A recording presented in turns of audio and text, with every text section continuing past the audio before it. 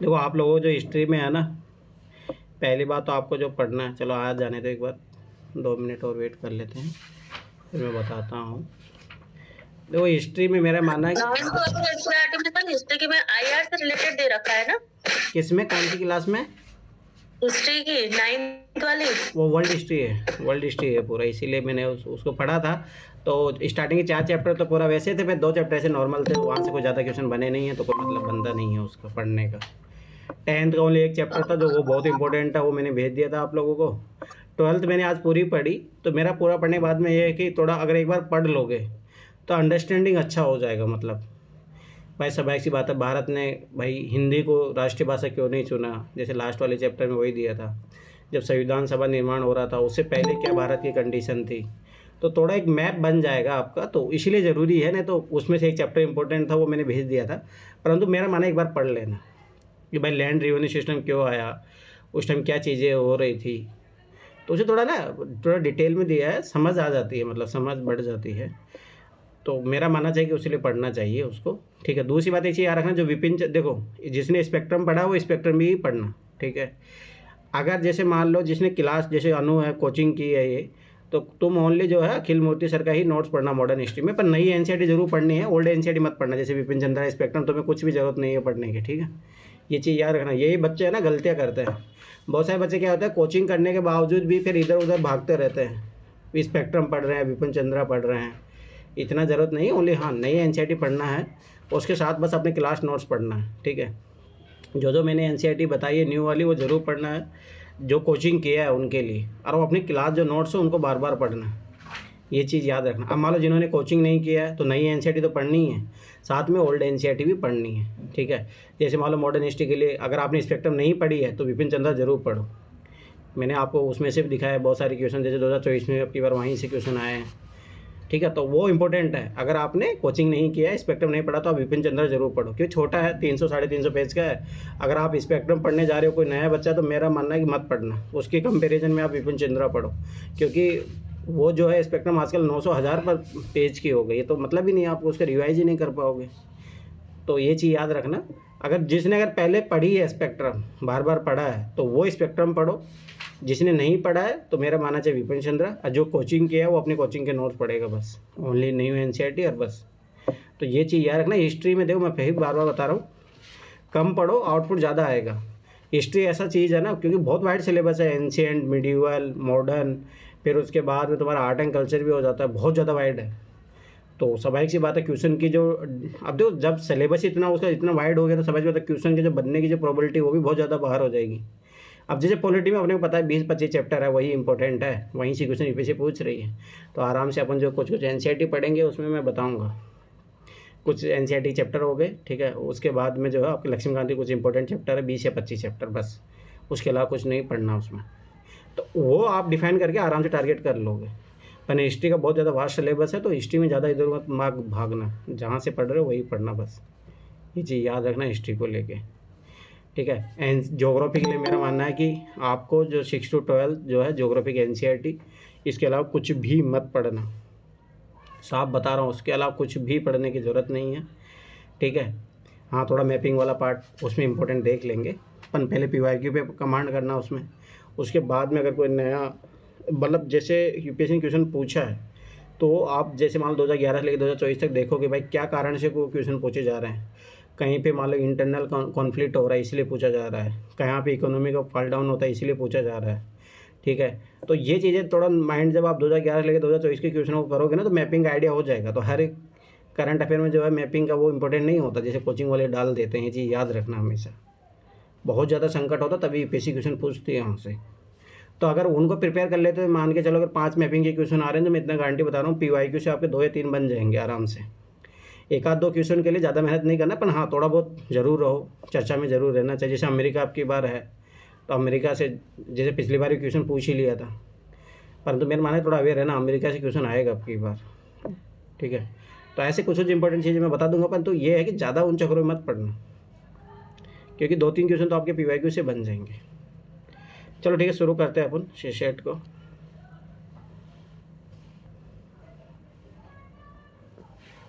2019 और 20 करेंगे अपन।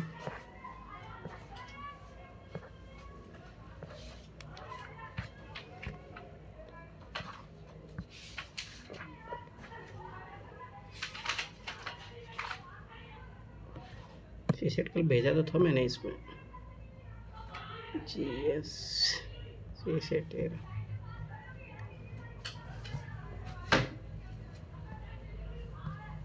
तो ये चीज़ ये याद रखना, सी सेट जैसे डेली है तो ये डेली क्लास, अगर कोई क्लास मिस मान लो नहीं देख पाए तो रिकॉर्डिंग ज़रूर देखो, ऐसे काम नहीं चलेगा। सी सेट में डेली मतलब डेली होना पड़ेगा।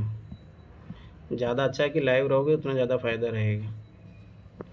चलो ठीक है, इसमें देखो अब इसमें जो अपन पीछे के जो क्वेश्चन किए हैं वही क्वेश्चन रिपीट होंगे, ये चीज़ याद रखना। आ जाओ 19 चलो करो 9 क्वेश्चन करो पहले।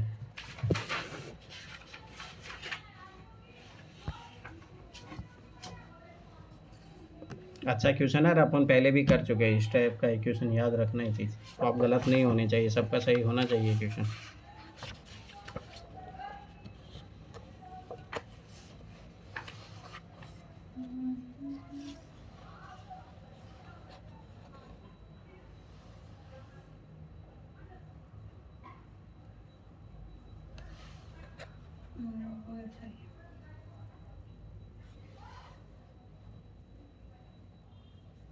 अब जो मैंने नोट्स में जो सिखाया था वो अब ज़रूरी है वही, और मैं पहले बता रहा हूँ नोट्स का प्रिंट आउट जरूर निकाल के रखना। इतना जल्दी हो गया तुम्हारा, गलत आंसर नहीं होना चाहिए। चलो सना का हो गया, और देखने किसका होता है। सर मेरा भी हो गया। निखिल का भी हो गया है। मेरा भी हो गया सर। नगीना का हो गया है, और अनु, पूजा, काजल। हाँ जी सर मेरा भी हो गया। पूजा का हो गया है। अनु तुम्हारा हुआ? नहीं सर अभी बना रही हूँ। करो करो, अपन कर चुके हैं, याद करो नोट्स का जो मैंने समझाया था वहाँ से डायरेक्ट क्वेश्चन है ये, ठीक है, तो ये चीज़ भी याद रखना। सर पीडीएफ वाले ग्रुप में भेजे हैं क्या नोट्स? भेजा हूँ ना, इस PYQ वाली क्लासेज में जाके देखना, उसमें भी है। 79.2 MB का है, उससे पता लग जाएगा आपको। पिन भी किया हूँ मैं उसको, उसका प्रिंट आउट ही निकाल लो, ज़्यादा काम आएगा। और वो सामने ही लेके बैठा करो जब भी दिक्कत आए, जैसे दृष्टि की बुक क्वेश्चन सॉल्व करते हो, सामने लेके बैठोगे जितना ज़्यादा अच्छा होगा। सर सर उसका पीडीएफ टेलीग्राम पे भेजे हैं, जो आप बार बार नोट्स की बात करते हैं वो मुझे भेजा तो हूँ मैं, जो अभी जो क्लास लिया और नंबर सिस्टम की पहली और दूसरी वो नोट से तो लिया हूँ मेरे, उसका प्रिंट आउट निकाल लेना हो, प्रिंट आउट मिल भी जाएगा। अगर मैं फॉरेस्ट ना वहाँ मिल जाएगा, वहाँ पे है अवेलेबल, जो अगवाल के पास में जो दुकान है उसमें मेरा नाम बताना, मिल जाएगा, ठीक है। नहीं बना अनु, चलो ठीक है मैं करवाता हूँ, ठीक है। देखो देखो अपन ने क्या सीखा था कि भाई जो है 1 से लेके 99 तक जो है इकाई के अंक पे 1 से लेकर 9 तक सभी कितनी बार आते हैं, इकाई के अंक पे आते हैं 10 बार, और दहाई के अंक पे कितनी बार आते हैं 10 बार, ठीक है। तो ये अपन ने सीखा था, ठीक। तो अब स्वाभाविक सी बात है, इसको अंतराल को तोड़ेंगे, जैसे मान लो कि भाई 1 से लेके 100 तक, मान लो उसके 0 और 1 चेंज होते हैं, यहाँ पे 5 पूछ रहा है तो उसका कोई फर्क पड़ेगा नहीं। तो यहाँ पे इकाई के अंक पे और दहाई के अंक पे दोनों मिला के कितनी बार आ रहा है, ठीक है। आप जैसे इकाई का अंक देखते हैं पहले, है ना, उस आधार पे कर लो या डायरेक्ट भी कर सकते हो, अगर जल्दी करना तो डायरेक्ट भी कर सकते हो, ठीक है। देखो ध्यान से, जैसे इकाई के अंक पे आ रहा है 10 बार, ठीक है, दहाई के अंक पे आ रहा है 10 बार, तो ऐसा ही करके सब तक होगा, मतलब 901 से लेके 1000 तक होगा। तो इसका मतलब 1 में 20 आ रहा है तो टोटल 10 में कितना होगा 200, ठीक है। ये तो इकाई और दहाई का निकाल लिया अपन। अब सैकड़े के अंक पे तो आएगा ना 500 से लेके 599 तक, तो ये कितनी बार आता है याद करो, 100 बार आता है, तो 200 प्लस 100 करो, कितना आ गया 300। सबका यही आंसर आया है, किसी का अलग आया है? यही है सर, 300 यही है। चलो ठीक है, समझ में आया। देखो कैसे PYQ, देखो PYQ करने का कितना फ़ायदा है, मैं फिर बार बार बता रहा हूँ, डायरेक्ट रिपीट होते हैं क्वेश्चन। अगर आप देखो उस कॉन्सेप्ट को अच्छे से सीखोगे तो इस क्वेश्चन को आराम से कर लोगे। चलो आ जाओ, 1 नंबर सिस्टम का क्वेश्चन आ गया है, करो 15 नंबर क्वेश्चन, बहुत अच्छा क्वेश्चन है, ध्यान से करना, बस क्वेश्चन को ध्यान से पढ़ना, गलती मत ही कर देना। और मैं फिर बता रहा हूँ, आप सबसे बनना चाहिए क्वेश्चन, क्योंकि वही क्वेश्चन जो है बार बार रिपीट हो रहे हैं अभी।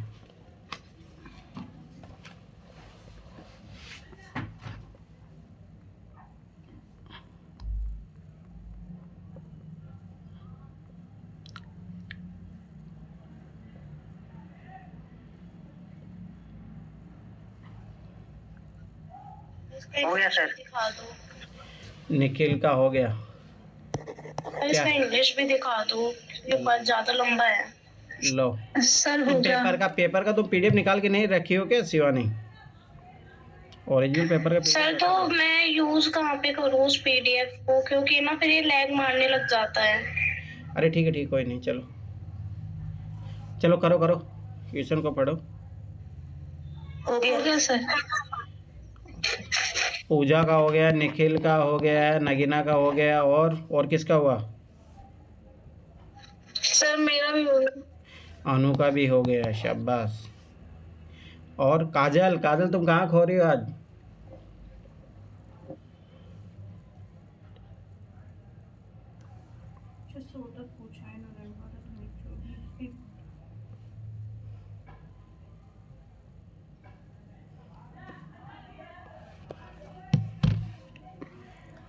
चलो अभी नहीं बना, किस से नहीं बना अभी? सना से नहीं बना तो गया, लेकिन थोड़ा सा कंफ्यूजन हो रहा है। मान गए, इसमें क्या कंफ्यूजन है?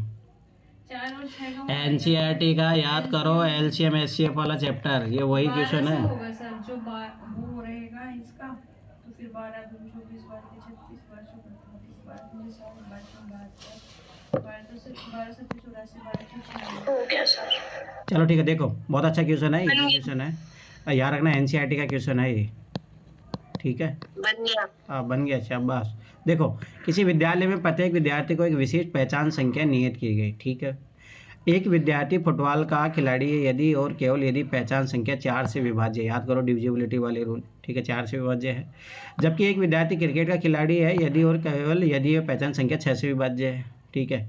1 से 100 तक का प्रत्येक संख्या किसी न किसी विद्यार्थी के लिए नियत की गई है, ठीक है? तो उनमें से विद्यार्थी क्रिकेट के साथ फुटबॉल भी खेलते हैं, मतलब दोनों जो खेलते हैं, कॉमन नंबर चूज करना, तो सभी बात है 4 और 6 का अपन क्या लेंगे? एलसीएम। तो एलसीएम 4 और 6 का क्या आएगा? 12। अब 12 डायरेक्ट जो है 100 से डिवाइड कर दो, 12 अट्ठे 96, तो 8 लोग होंगे जो क्रिकेट के साथ साथ फुटबॉल भी खेलते हैं। एक तरीका ये है। दूसरा तरीका आप देखो ऐसे भी लिख सकते हो, पर वो ज़्यादा लंबा तरीका हो जाता है, जैसे 4 लिखा, 8 लिखा, 12 लिखा, फिर ऐसे करके जाओ आप 90 से 100 तक, फिर 6 का लिखो, फिर देखो जिसमें जो कॉमन आ रहा है उनको जुड़ते जाओ। पर बात वही है, डायरेक्ट 12 का कर लो, 12 24 36 12 48 60, ठीक है? 96, ठीक। अब यही वही नंबर देखो 4 से भी डिवाइड है, 6 से भी डिवाइड है, तो इसका मतलब क्रिकेट भी खेल रहे हैं और साथ के साथ फुटबॉल भी खेल रहे हैं। तो ये चीज़ याद रखना, ये इजी क्वेश्चन था, ये बनना चाहिए था सबसे। ये अपन उसमें करेंगे, चलो आगे बढ़ो।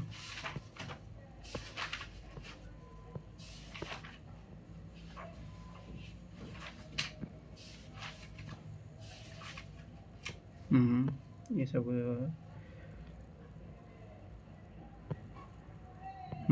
आ जाओ, इसमें 2-3 क्वेश्चन है। चलो पहले ये करो, याद करो, कल इसी सेम कॉन्सेप्ट पे क्वेश्चन किए थे अपन, पहले 33 करो, बहुत अच्छा क्वेश्चन है। और मैं फिर 12 बता रहा हूँ, देखो दो, अगर आप ये पेपर करते हो तो 2024 के क्वेश्चन आपको आराम से बनेंगे, आराम से।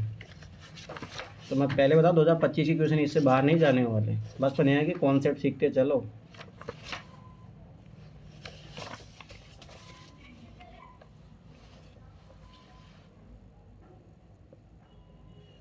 ये कौन से ईयर का है? 2019।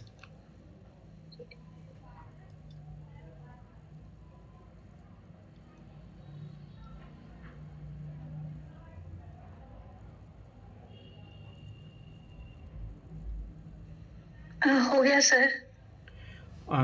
पूजा का हो गया है, और किसका हुआ? याद करो, ये 2024 का सेम क्वेश्चन है, उसमें भी यही पूछा था अब की बार। देखो पूछने बस वो जो है स्टेटमेंट चेंज कर देता है, ठीक है। पर जो अगर आप मेथड देखोगे यही होता है, 2 अंक की संख्या उसको चेंज करो, फिर कभी अनुपात दे देता है, कभी जोड़ दे देता है दोनों का, कभी अंतर दे देता है। वो यही की चीज़ है जिसको बार बार पूछ रहा है बस।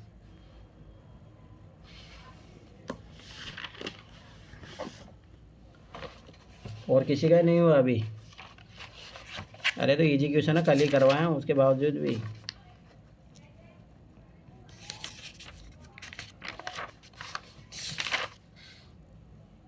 सर मेरा हो गया।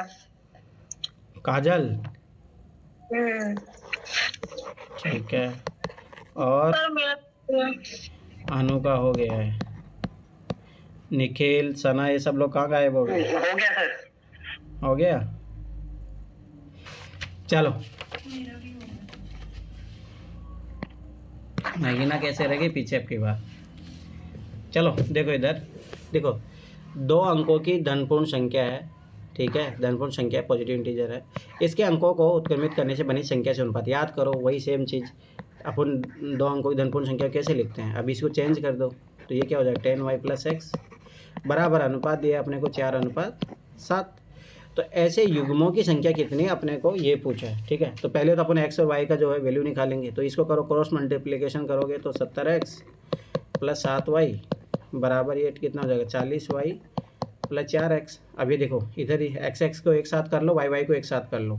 तो ये 70 में से 4 घटाओगे तो कितना आ जाएगा, 66x। और ये उधर जाएगा तो कितना आ जाएगा, 33y। अब ये भी कट जाएगा, 33 से एक बार, ये 2 बार, तो 2x बराबर y बराबर 2x आया, ठीक है। अब ध्यान से समझना यहाँ पे।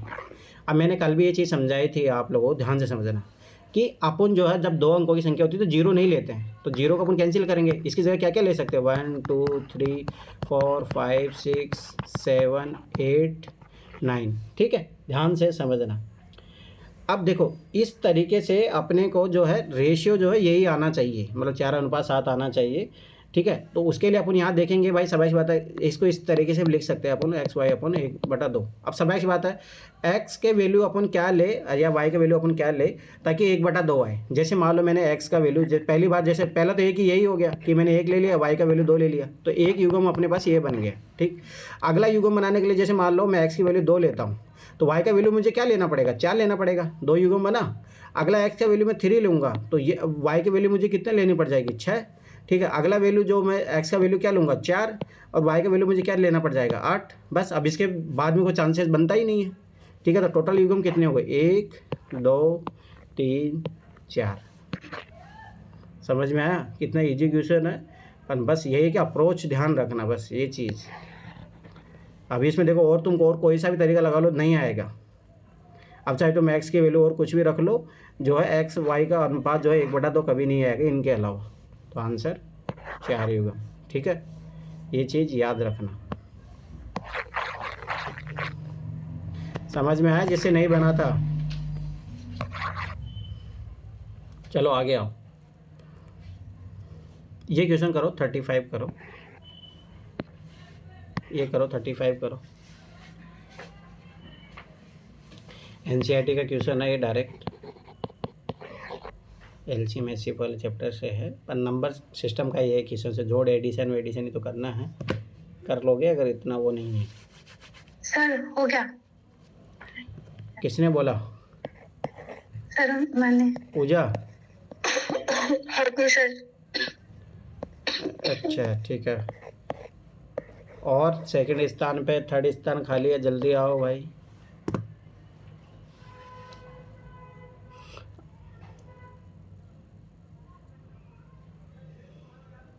पूजा तुम्हारा सीसेट अच्छा है, पर ठीक है फिर भी ये क्लासेस करो, और ज़्यादा तुम्हें एक्स्ट्रा मेहनत करने की जरूरत नहीं है। पर जो एनसीईआरटी मैंने जो चैप्टर करवाया वो कर लेना। सर मेरा भी हो गया सर। नगीना का भी हो गया, अनु का भी हो गया। और कोई है जिसका हुआ? अब देखो इधर ध्यान से देखना, अच्छा क्वेश्चन है, बहुत अच्छा क्वेश्चन है। देखो सीता और गीता क्रमशः प्रत्येक 2 दिनों और प्रत्येक 3 दिनों के अंतराल के बाद वो तैराकी के लिए जाती है। ध्यान से समझना ये चीज़। जैसे मान लो कि सीता अगर 2 दिनों और प्रत्येक 3 दिनों के अंतराल के बाद तैराकी के लिए जाती है। 1 जनवरी को दोनों एक साथ तैयारी मतलब तैराकी के लिए गई थी, ठीक है। तो स्वाभाविक बात है सीता कब जाएगी? 3 तारीख को, ठीक है, क्योंकि 2 दिनों के अंतराल में जाती है ना वो। सीता और गीता क्रमशः प्रत्येक 2 दिनों और प्रत्येक 3 दिनों के अंतराल के बाद में जाती है। अब ये जो है गीता जाएगी कितने 4 को, ठीक है, 3 दिन के अंतराल के बाद में जाएगी ना। रुको 1 मिनट, 2 दिन का डिफरेंस, हाँ यहाँ पे 3 दिन का डिफरेंस, ठीक है। फिर अगली बार जो सीता जाएगी वो कब जाएगी? यहाँ पे 4, 5, 6 को जाएगी वो। और ये कब जाएगी? 7 को जाएगी, ठीक है। ध्यान से समझना इस चीज़ को। अब ये कब जाएगी? 9 को जाएगी। समझ में आ रहा है ना? देखो रुको रुको रुको रुको, कुछ तो गलती हुआ है यहाँ पे अगर 2 दिन का डिफरेंस है और 2 दिनों के अंतराल में जाती है तो स्वाभाविक बात है यहाँ पे 2 और 3 आएगा ना, छूटे 5 पे जाएगी सर। 5 पहले 1 फिर 3 फिर 5 फिर 7 फिर 9 नहीं फिर नहीं 11। नहीं, सुनो सुनो 13 सुनो, जनवरी को मिलेंगे फिर। अरे सुनो तो सीधे 13 जनवरी आएगा आंसर तो, पर सुनो एक बार पहले। देखो सीता और गीता क्रमशः प्रत्येक 2 दिनों और प्रत्येक 3 दिनों के अंतराल के बाद, मतलब डिफरेंस है ये, 2 दिनों के अंतराल के बाद जाती है वो। जब वो 1 जनवरी को साथ में जा रही है, दोनों 1 जनवरी को साथ में जा रही है, मान लो ये सीता है ये गीता है, फिर उसके बाद में 2 दिनों का डिफरेंस रहता है, तो 2 दिन यहाँ पे मान लो 2 और 3 तारीख को नहीं जाएगी, वो कब जाएगी? 4 को जाएगी। सर हाँ बोलो ये बोलो। सर कर सकते हैं क्या? एलसीएम लेके जोड़ देंगे। अरे वो भी तरीका है, पर ये तरीका भी सीखो, वो एलसीएम वाला भी सीखेंगे। सुनो इधर देखो, यहाँ पे देखो 2 दिनों के अंतराल में गई तो ये स्वाभाविक सी बात है, गीता कब जाएगी? 5 को जाएगी, क्योंकि यहाँ पे 3 दिन का डिफरेंस चाहिए, ठीक। अब ये अगली बार कब जाएगी? 5, 6, 7 को जाएगी। ये कब जाएगी? 6, 7, 8, 9 को जाएगी। 9 नहीं, ज़्यादा हो जाएगा क्या? 6, 7, 8, 9 को जाएगी, ठीक है। अब ये देखो ये कब जाएगी? 8, 9, 10 को जाएगी, ठीक है। ये कब जाएगी? 10, 11, 12, ठीक है। पर इसके अनुसार तो आंसर, अब देखो, सर 13 लिखो यहाँ पे, हाँ 12 सॉरी सॉरी, हाँ 13 आएगा ना। अब ये देखो यहाँ पे 2 दिन छूटेगा, 11 और 12, 13 को। अब देखो ये दोनों 13 को साथ में होगी। देखो इसलिए मैं बता, ये पैटर्न मैंने इसलिए बताया। देखो कभी कभी एलसीएम जैसे आप लगाने जाओगे ना तो कभी गड़बड़ी हो सकती है, पर इस पैटर्न सीखोगे तो आराम से हो जाएगा। ये जरूर समझना, प्रत्येक 2 दिनों, 2 दिन का मतलब वो 2 दिन गैप कर रही है पूरा, ठीक है। तो ये चीज़ याद रखना। अब देखिए इससे आराम से हो गया क्वेश्चन। अब एक और वो एलसीएम वाला जो तरीका है, देखो ध्यान से देखना। सीता और गीता का प्रत्येक 2 दिनों और प्रत्येक 3 दिनों के अंतराल पर जा रही है, तो भाई 2 और 3 का एलसीएम निकाल लो, ठीक है। पर हाँ नहीं निखिल, इसमें तो तुम गलती कर जाओगे ना। इसका तो एलसीएम कितना आ जाएगा? 6 आ जाएगा। फिर तुम 7 जनवरी किए होगे, तुम्हारा आंसर पक्का। हाँ सर। नो सर, एलसीएम ऐसे होएगा जैसे डिफरेंस निकाल लेना ना पहले, फिर 3 और 4 का एलसीएम लेके 12 और 1 से जोड़ देना, 13 आ जाएगा।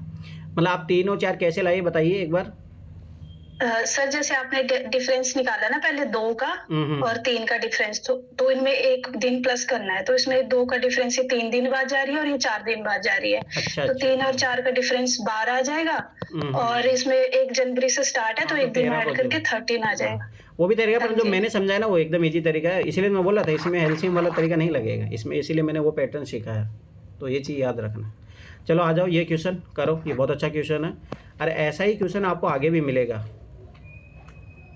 ठीक है। करो ये क्वेश्चन, अपन ने किया है। एक गाय भैंस वाला भी आएगा क्वेश्चन, ऐसा ही है, उसमें भी वही मैक्सिमम मिनिमम वाला कॉन्सेप्ट लगता है। चलो करो ये क्वेश्चन, अच्छा क्वेश्चन है ये, ध्यान से करना। ऑप्शन मेथड का भी अच्छे से यूज करना। देखो एक डिडक्शन मेथड भी मैंने आप लोगों को सिखाया था। जब आप मान लो कि सही आंसर तक नहीं पहुंच रहे तो गलत आंसर को पहले काटो, उस अप्रोच से भी आप आंसर की तरफ पहुंच सकते हो। तो इसमें वो चीज़ भी लगेगी, ये चीज़ याद रखना।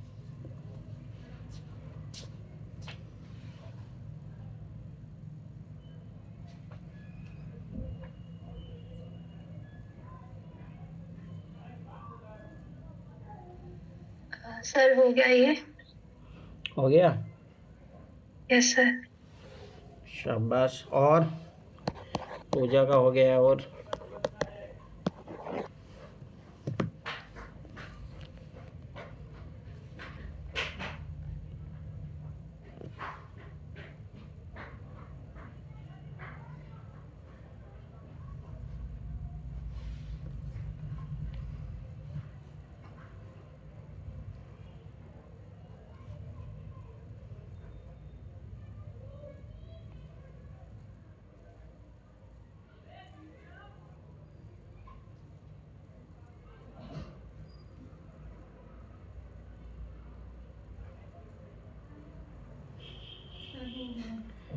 हो गया सना तुम्हारा आंसर गलत नहीं हो है। गया और ये हो गया सर, मेरा भी हो गया सर। चलो सब लोग आंसर बताओ फिर मैं बताता हूँ।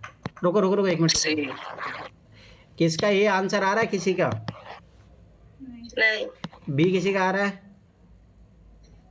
अरे बता दो कोई जिसका आ रहा हो कोई दिक्कत नहीं है। सी किसी का आ रहा है? Yes sir, yes sir. D किसी का आया? मेरा नगीना का डी आया है। और कोई है डी का उम्मीदवार? मेरा ही है। मेरा दिया है। अब देखो फंस गए ना। इसका आंसर है सी। जिसका सी आया वही सही है। चलो देखो इधर कुछ गलती की हो तुम लोग ध्यान से देखना। देखो यदि x जो है 25 के बराबर है उससे बड़ा है तो ध्यान से समझो x की वैल्यू जो है 25 से बड़ी है या उसके बराबर, तो ये वाला चिन्ह लगता है। तो अपन कुछ भी ले सकते हैं 26 27 कितना भी ले सकते हैं, ठीक। और बोल रहा है कि जो y जो है 40 से कम या उसके बराबर है तो y जो है लेस देन और इक्वल टू ये है, ठीक। ध्यान से समझना इस चीज़ को। तो मतलब 40 y की जो वैल्यू होगी 1 से लेके कहाँ तक होगी, मतलब 0 से, ऐसा कुछ बोला नहीं है तो अपन 0 से भी मान सकते हैं, 0 से लेके 40 तक है, ठीक है। और x की वैल्यू है जो कि 25 से बड़ी है। तो निम्नलिखित में से कौन सा एक सदैव सही होगा? देखो सदैव सही होगा तो सब x की बात हर कंडीशन में सही होना चाहिए वो, ये चीज़ याद रखना। तो इसमें तो सब x की बात ऑप्शन मेथड ही लगेगा, ठीक है। अब ध्यान से देखना x जो है y से बड़ा है। मुझे बताओ जब मैं x की वैल्यू 25 ले लिया और y की वैल्यू 40 ले लिया तो ये तो गलत हो गया एक ही कंडीशन में। काटो गए ऑप्शन। मैंने बोला था डिडक्शन मेथड सीखो, ठीक। आगे बढ़ो। y माइनस एक्स जो है 15 से बड़ा होता है। अब देखो ध्यान से समझो, अगर मान लो मैंने जो y का वैल्यू जो है 40 लिया, ठीक है, अगर x का वैल्यू मैं 25 लेता हूँ जब तो ये बात सही है, ठीक है। परंतु जैसे मैं y का वैल्यू 40 रखता हूँ और x का वैल्यू जो है 30 कर देता हूँ तो ये देखो 10 आ गया, ये तो गलत हो गया बात, तो ये भी गलत, ठीक है। अब आगे बढ़ो ध्यान से समझना। y माइनस एक्स जो है 15 से छोटा या उसके बराबर है, ये आपने देखा, हाँ छोटा भी आ रहा है और वो भी आ रहा है, बराबर भी आ रहा है, ठीक है। अब देखो पहले इससे, अब देखो इन दोनों ऑप्शन में तुम लोग फंसे हो। अब देखो इसको पहले अपन करते हैं कि ये गलत क्यों हो, ध्यान से समझना।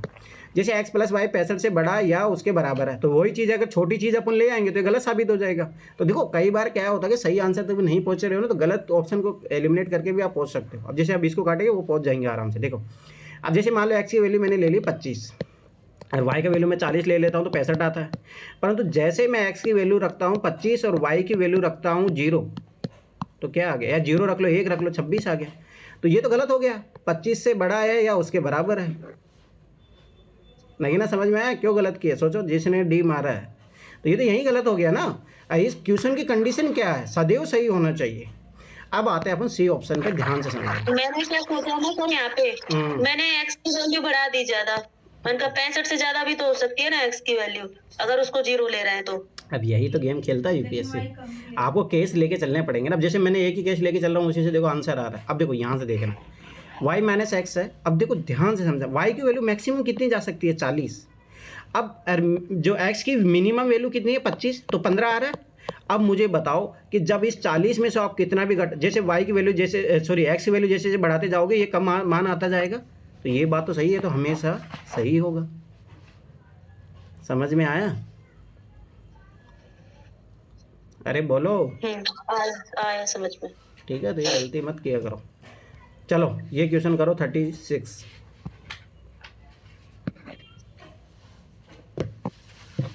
ये 37 बहुत अच्छा क्वेश्चन था और मैं फिर बता रहा हूँ, देखो इसमें दिमाग चलता है, आपको केस लेने पड़ेंगे। यूपीएससी चाहती है भाई, जो यूपीएससी सिलेक्टेड होना चाहता है उसके जो सोचने की क्षमता है ना, इसमें क्या पता लगता है कि भाई नैरो माइंडेड है या मतलब या उसकी मल्टीपल थिंकिंग सोच है, कैसी सोच है उसकी।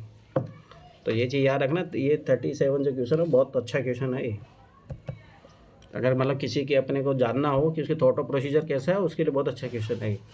इसीलिए तो सीसेट का पेपर होता है।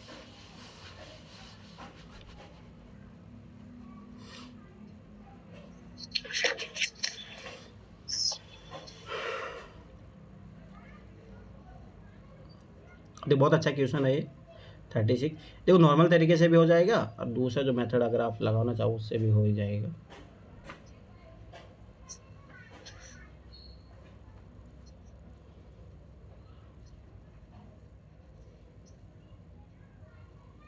मैं नॉर्मल तरीके से कराऊंगा ताकि, अरे देखो जितना इजी मेथड रखना, देखो एक मैं नहीं चाहता कि फालतू को ऐसे मेथड बताऊं जो किसी समझ में नहीं आए। इजी से मतलब जोड़ बाकी वाला क्वेश्चन है देखो, इसीलिए मैंने इसको क्वेश्चन को दिया है, इसमें कुछ भी नहीं है।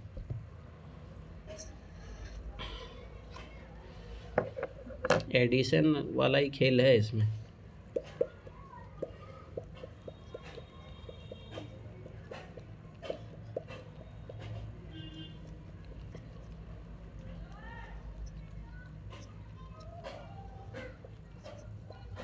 वायु जो है वो x से 40 मीटर ऊंचाई से दौड़ना शुरू करता है, ठीक है। और जो z है, आप म्यूट करो छोटे, सॉरी।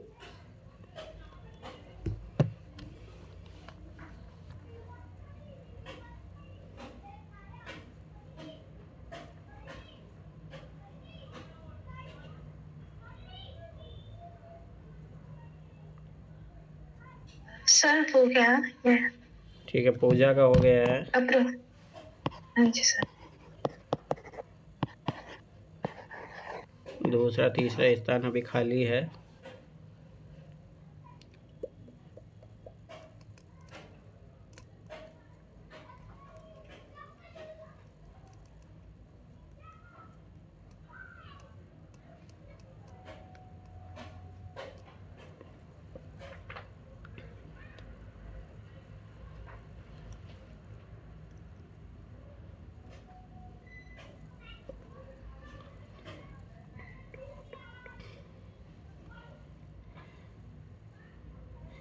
अनु, नगीना, छोटी, अमित, निखिल। निखिल कहाँ तुम पीछे रह जा रहे हो? क्या गलती कर रहे हो तुम?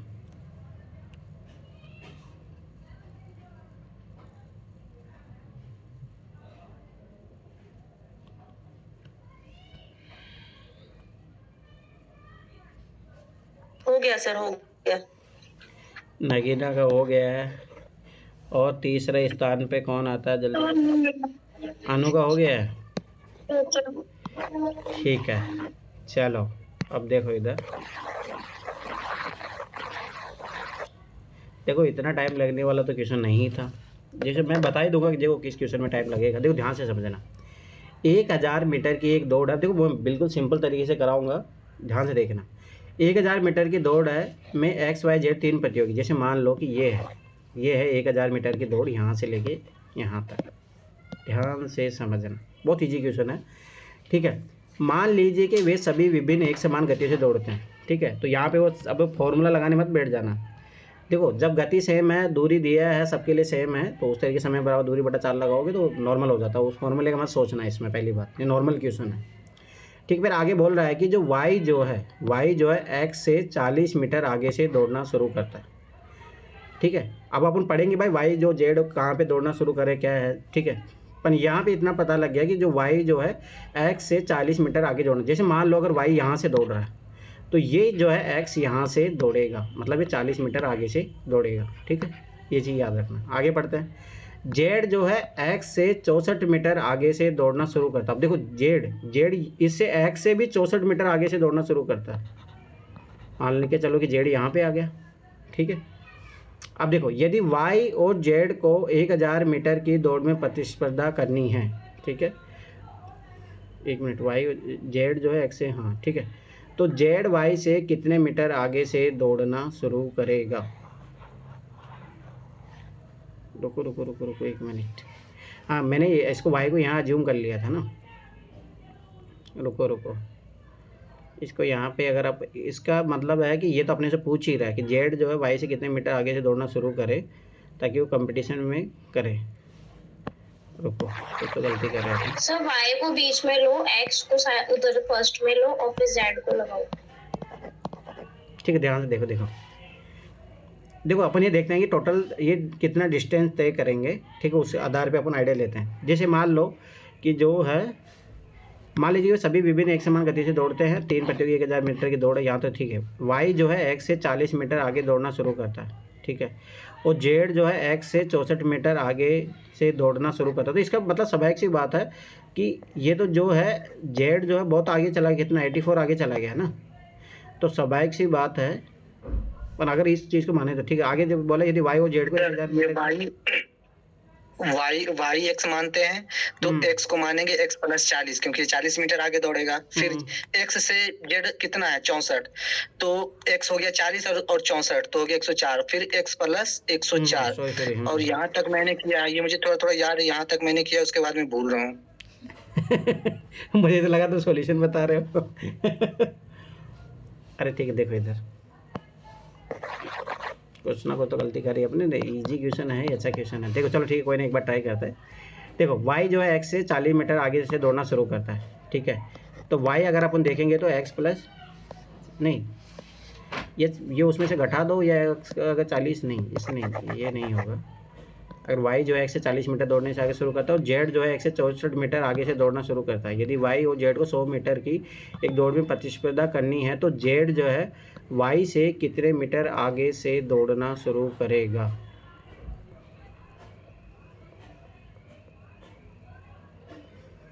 इसका मतलब है कि z और y की जो है डिस्टेंस इक्वल आनी चाहिए, तभी तो कंपटीशन कर पाएगा वो।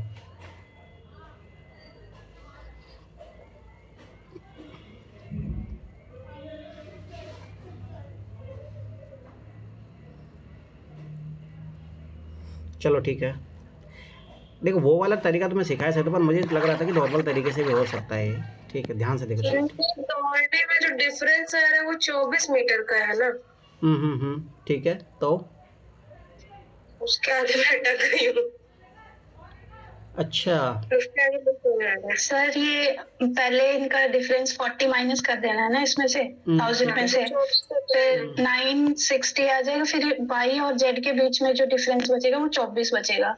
तो 1000 की दौड़ फिर 24/960 करके 1000 करके फिर इनके बीच में 25 आ जाएगा डिफरेंस y और z के बीच में। नहीं, वो तो मैंने ऐसे तो, किया। हाँ, मैं ये तरीका तो मुझे भी पता था, पर मैं बता रहा हूँ कि अगर नॉर्मल तरीके से अपनी चीज़ को सोचे तो मतलब अपने को क्या मानना पड़ेगा, मैं वो बता रहा हूँ। जैसे मान लो, जैसे अगर देखो मैंने एक चीज़ बताई थी, जैसे मान लो कि ये जो है y मान लो यहाँ खड़ा है, ये बोला कि उसको आगे से इसको दो, तो स्वाभाविक सी बात है, ध्यान समझना कि ये जो है 40 मीटर आगे है, तो ये टोटल जो x जो है टोटल कितनी दूरी तय करेगा, ये तो 960 ही करेगा, ठीक है। वैसे ये जो बोला कि z जो है x से 64 मीटर आगे से दौड़ना शुरू करता है, तो ये स्वाभाविक बात है यहाँ से 64 मीटर दूर शुरू करेगा, तो स्वाभाविक बात है टोटल कितना हो जाएगा 104, है ना। 104 हो जाएगा, तो 1000 में से माइनस करेंगे तो ये कितना बचेगा 6, 9 और ये कितना 896, ठीक है। तो ये जो है 896 दौड़ रहा है, ठीक है। कौन जो है जेड हो गया, जो एक्स अपना इतना 960 जोड़ रहा है, मतलब इतना टोटल डिस्टेंस वो तय कर रहा है। अगर ये फिर क्या आगे पूछ रहा है वाई और जेड को 1000 मीटर की दौड़ में प्रतिस्पर्धा करनी हो तो जेड जो है वाई से कितने मीटर आगे से दौड़ना शुरू करे, जेड जो वाई से कितने मीटर आगे से दौड़ना शुरू करे।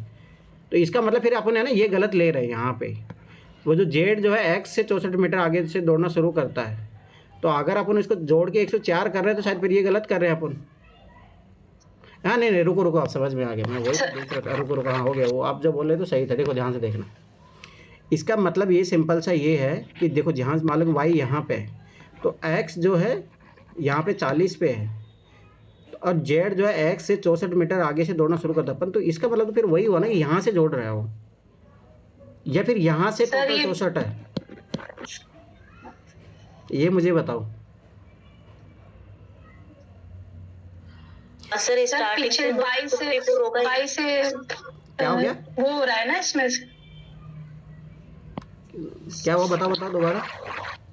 सर ये दोनों क्लैश कर रहे हैं ना 40 और 64, तो इसमें से 24 बाहर निकाल देंगे ना और 40 माइनस कर देंगे 1000 में से। अच्छा हाँ जी, फिर जो 24 बीच की वो वैल्यू आएगी ना, ये आएगी y और z के बीच की, तो इनमें से फिर जो 960 हमारी इसकी वैल्यू बची है 1000 में से निकाल के हमने 40 माइनस कर दिया है, ये 40 वैल्यू है y और x के बीच में जो माइनस कर दिया, तो 24 और 960 को ही लेना है हमने और इनटू 1000 करके पूरी स्पीड से, मतलब पूरा जो डिस्टेंस है मीटर। अरे रुको हाँ ये बात सही है।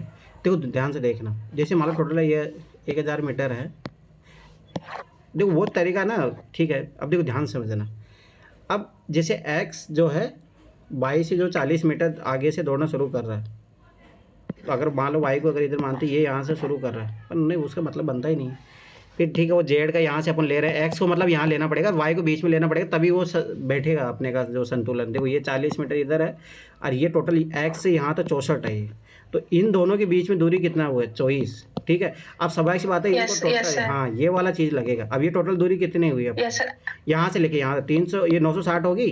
अब 960 24 का कितना है 960 कितने में से 1000, तो इसको कैंसिल आप करोगे तो 24 चक्के, हाँ 4 बार कटेगा और ये है 25।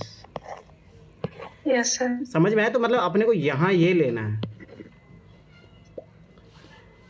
y को अगर आप बीच में लोगे तभी इस क्वेश्चन को बना पाओगे एक बार। y जो है x से 40 मीटर, अरे गलत पढ़ रहे थे अपन y आगे पीछे पढ़ रहे थे, मैंने बोला तो था y बीच में होगा। वही तो मैं तभी, देखो ये कैसे हो ही नहीं सकता, आंसर क्यों नहीं आ रहा, गलत अपन x को आगे ले रहे थे। अब देखो ये आराम से बन गया यहाँ से। तो स्वाभाविक सी बात है कि टोटल जो डिस्टेंस है उसको भाई कितना आगे उसको ले अब देखो y जो है यहाँ से दौड़ रहा है और जो z है जो यहाँ से जोड़ रहा है, तो वो कितना उसको आगे ले बढ़ना पड़ेगा। तो 24 है तो स्वाभाविक बात है यहाँ आना पड़ेगा ना, तब वो इक्वल जो है टोटल डिस्टेंस तय करेंगे। चलो ठीक है, और मेरे पर ये चीज़ याद रखना, देखो जैसे अभी गलतियाँ होती है अब जब मैं वो कितनी बड़ी गलती कर रहा था, मैं क्वेश्चन ही कुछ उल्टा समझ रहा था। चलो ठीक है कोई नहीं, पर ध्यान रखना ये चीज़ें नहीं होनी चाहिए। एज वेज वाला अपन ऐसे पढ़े हैं, छूट वूट अभी छोड़ो, एवरेज अभी छोड़ो, एवरेज ये सब एक साथ ही करेंगे अपन उस टाइम।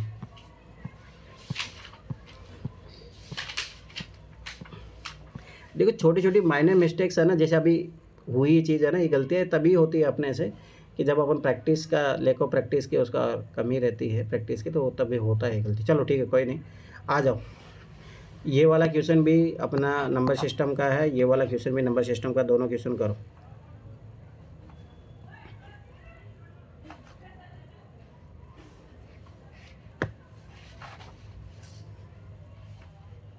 और मैंने जब NCERT में चैप्टर पढ़ा रहा था तब मैंने बोला भी था कि एक बार PYQ में आया हुआ है क्वेश्चन, और ये तो कल अपन जो किए थे वही कॉन्सेप्ट पे है क्वेश्चन।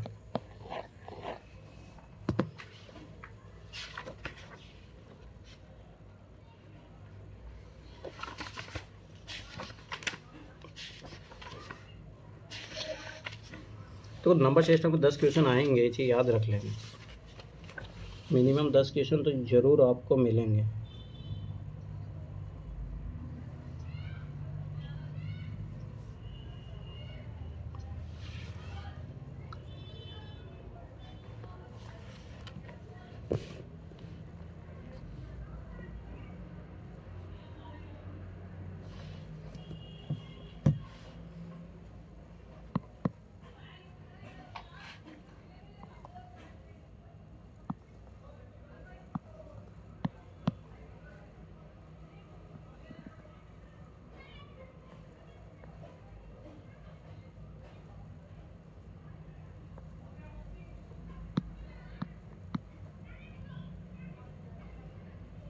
बन गया, दोनों बन गए?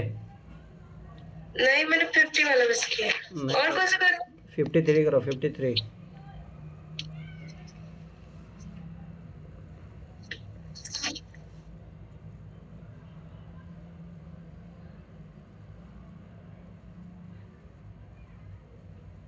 इसको इरेज कर दीजिए इसके ऊपर से।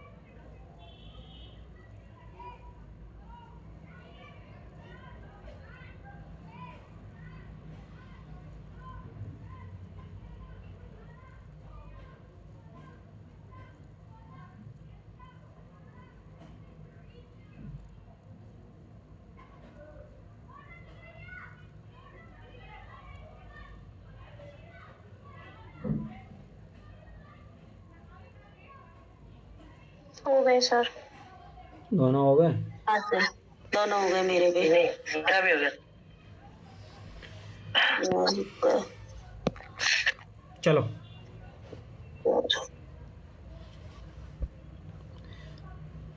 तो ध्यान से देखना, अच्छा क्वेश्चन है दोनों के दोनों, ठीक है, ये चीज़ याद रखना।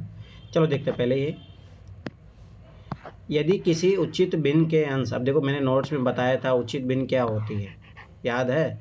जिसका अंश जो है छोटा होता है, हर बड़ा होता है, उसको उचित भिन्न बोलते हैं। अगर ये नहीं पता होगा तो आप क्वेश्चन कर ही नहीं पाओगे, ठीक है। तो पहली बात तो ये चीज़ याद रखना, ठीक है। अब हमेशा ये चीज़ याद रखो कि ये बोल दे उचित भिन्न तो मैं ये ले लूँगा, सबसे छोटी लूँगा ना, क्यों मैं डिफिकल्ट लूँ, 1/2 ले लिया। यदि किसी उचित भिन्न के अंश और हर को उतना ही धनात्मक मात्रा जो शून्य से अधिक हो, तो मानो मैंने +1 बढ़ा दिया, यहाँ पे +1 बढ़ा दिया, तो ये कितना हो जाएगा, 2/3 हो जाएगा। तो बढ़ा दिया जाए तो परिणामी भिन्न क्या होगा, ठीक है। अब देखो ये 1/2 आ रहा, तो 1/2 का कितना मतलब होता है, 0.5, ठीक है। अब मैंने कितनी बार बोला है, जब भी अगर आप इसको जैसे करोगे 2/3 करोगे तो 20 का मतलब कितना आ जाएगा, 0.66 आएगा, ठीक है। तो ये क्या बोला है अपना, हमेशा मूल भिन्न से छोटा होगा, अरे नहीं बड़ा आ रहा है, गलत, हमेशा मूल भिन्न से बड़ा होगा, ये बात सही है। हमेशा मूल भिन्न के बराबर है, अरे कहाँ बराबर आ रहा है, इस प्रकार वही निश्चित कुछ भी नहीं कहा जा सकता, नहीं, हमेशा ये चीज़ याद रखना कि मूल भिन्न से हमेशा बड़ा होगा। वो देखो ये एग्जाम्पल अपन ने यहाँ पे शो कर दिया है, तो ये चीज़ याद रखना, ठीक है।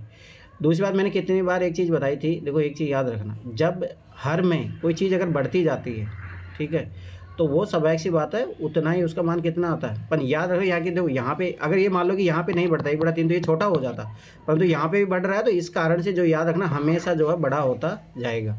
तो ये चीज़ याद रखना, ये कॉन्सेप्ट है, ये पीछे आगे जाके इसी क्वेश्चन को पूछ सकते हैं। अब ये देखो ये सबसे बनना चाहिए था, जिससे नहीं बना है वो उसने नोट्स वाली क्लासेज अच्छे से नहीं देखी, उचित भिन्न, अरे एनसीईआरटी में भी करवाया था मैंने प्रॉपर फ्रैक्शन ये सब, ताकि एनसीईआरटी पढ़ो। मैं फिर बार बता रहा हूँ, जिससे नहीं बना क्वेश्चन तो ये चीज़ याद रख लेना, उसका कारण यही है।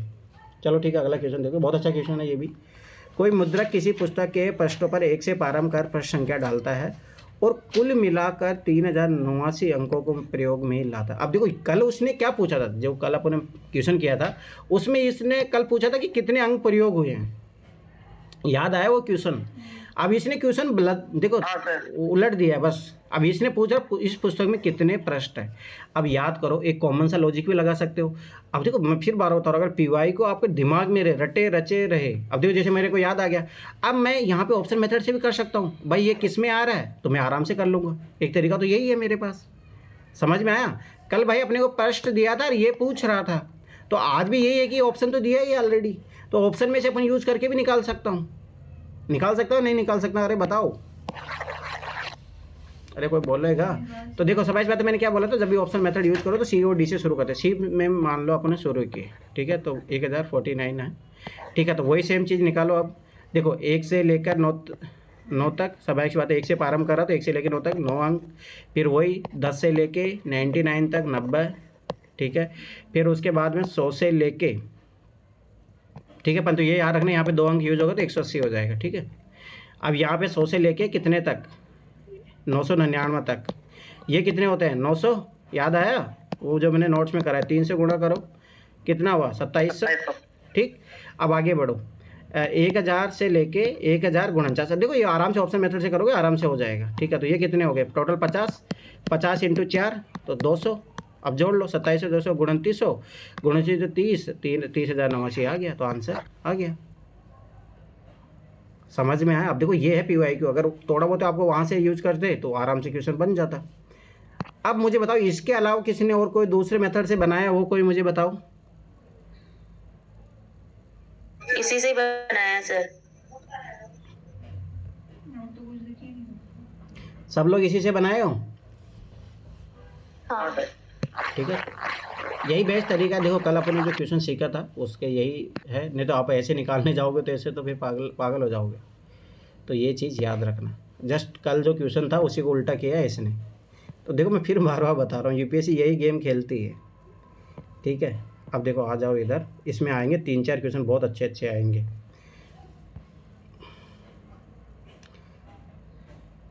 अब मैं इसको किस में लूँ, ठीक है। नंबर सिस्टम में अपन कर सकते हैं, मैंने सिखाया था जब NCERT पढ़ाया था तब भी मैंने सिखाया था ये वाली चीज़। ये क्वेश्चन याद आया, मैंने NCERT पढ़ाया था तब भी करवाया था क्वेश्चन, और ये 2021 में रिपीट होगा, ठीक है। उससे पहले आप लोग ये करो, वो तो चलो ठीक है। अब देखो ये डाटा सफिशिएंसी वाले क्वेश्चन, अब मैं पहले बता रहा हूँ, जैसे आपके यहाँ डाटा सफिशिएंसी वाले 10 क्वेश्चन आ गए, तो अब ये एवरेज मान के चलो आएंगे। चलो 58 करो सबसे पहले। ये वाले क्वेश्चन बहुत गलती होता है मेरा सर। उल्टा ये तुम्हें पता सबसे इजी होते हैं अगर एक बार समझ गए तो, इसमें कैलकुलेशन नहीं करना होता। वही तो। चलो करो 58 करो सब लोग।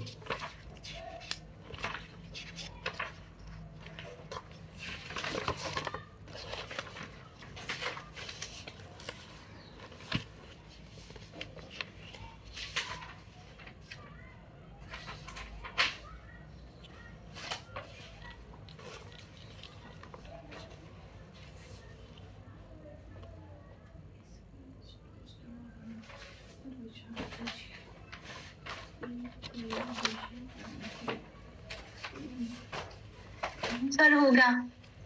हो गया सर। किस किस का हो गया हो? सर मेरा भी। पूजा, नगीना, सर। निखिल और शिवानी तुम्हारा हुआ? एक सेकंड।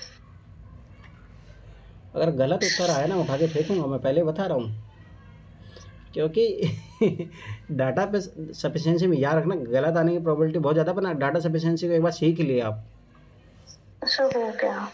चलो देखता हूँ, अभी देखना इसमें आंसर अलग अलग डी है। डी डी होगा क्या इसका? अभी रुक जाओ, अभी और करने दो, अभी मैं टाइम देता हूँ इस क्वेश्चन में। मुझे पता है कि इन लोगों आप लोगों की हकीकत बाहर निकल के आएगी इस क्वेश्चन के द्वारा। सर मैंने ना एग्जाम्पल पुट करके देखे थे इसमें, नंबर पुट करके देखे थे। क्या आया तो आंसर? मेरा तो सी आ रहा है, क्योंकि ना जब मैं मल्टीप्लाई रुक कर जाओ, रही हूँ कोई ना, चुप जब मैं करने दो। मल्टीप्लाई अरे कर रही हूँ ना, चुप रहो, अभी मैं जब बोलूँगा तब बताना, अभी करने दो। जो किस किस का हो गया देखो, निखिल का हो गया है, और नगीना का हो गया है, और सर मेरा भी। पूजा का हो गया है, अनु का भी हो गया है। अब चलो ये मैंने गलत क्वेश्चन पूछ लिया, किसका मेरा नहीं भी। हुआ? किसका नहीं हुआ ये बता दो मुझे।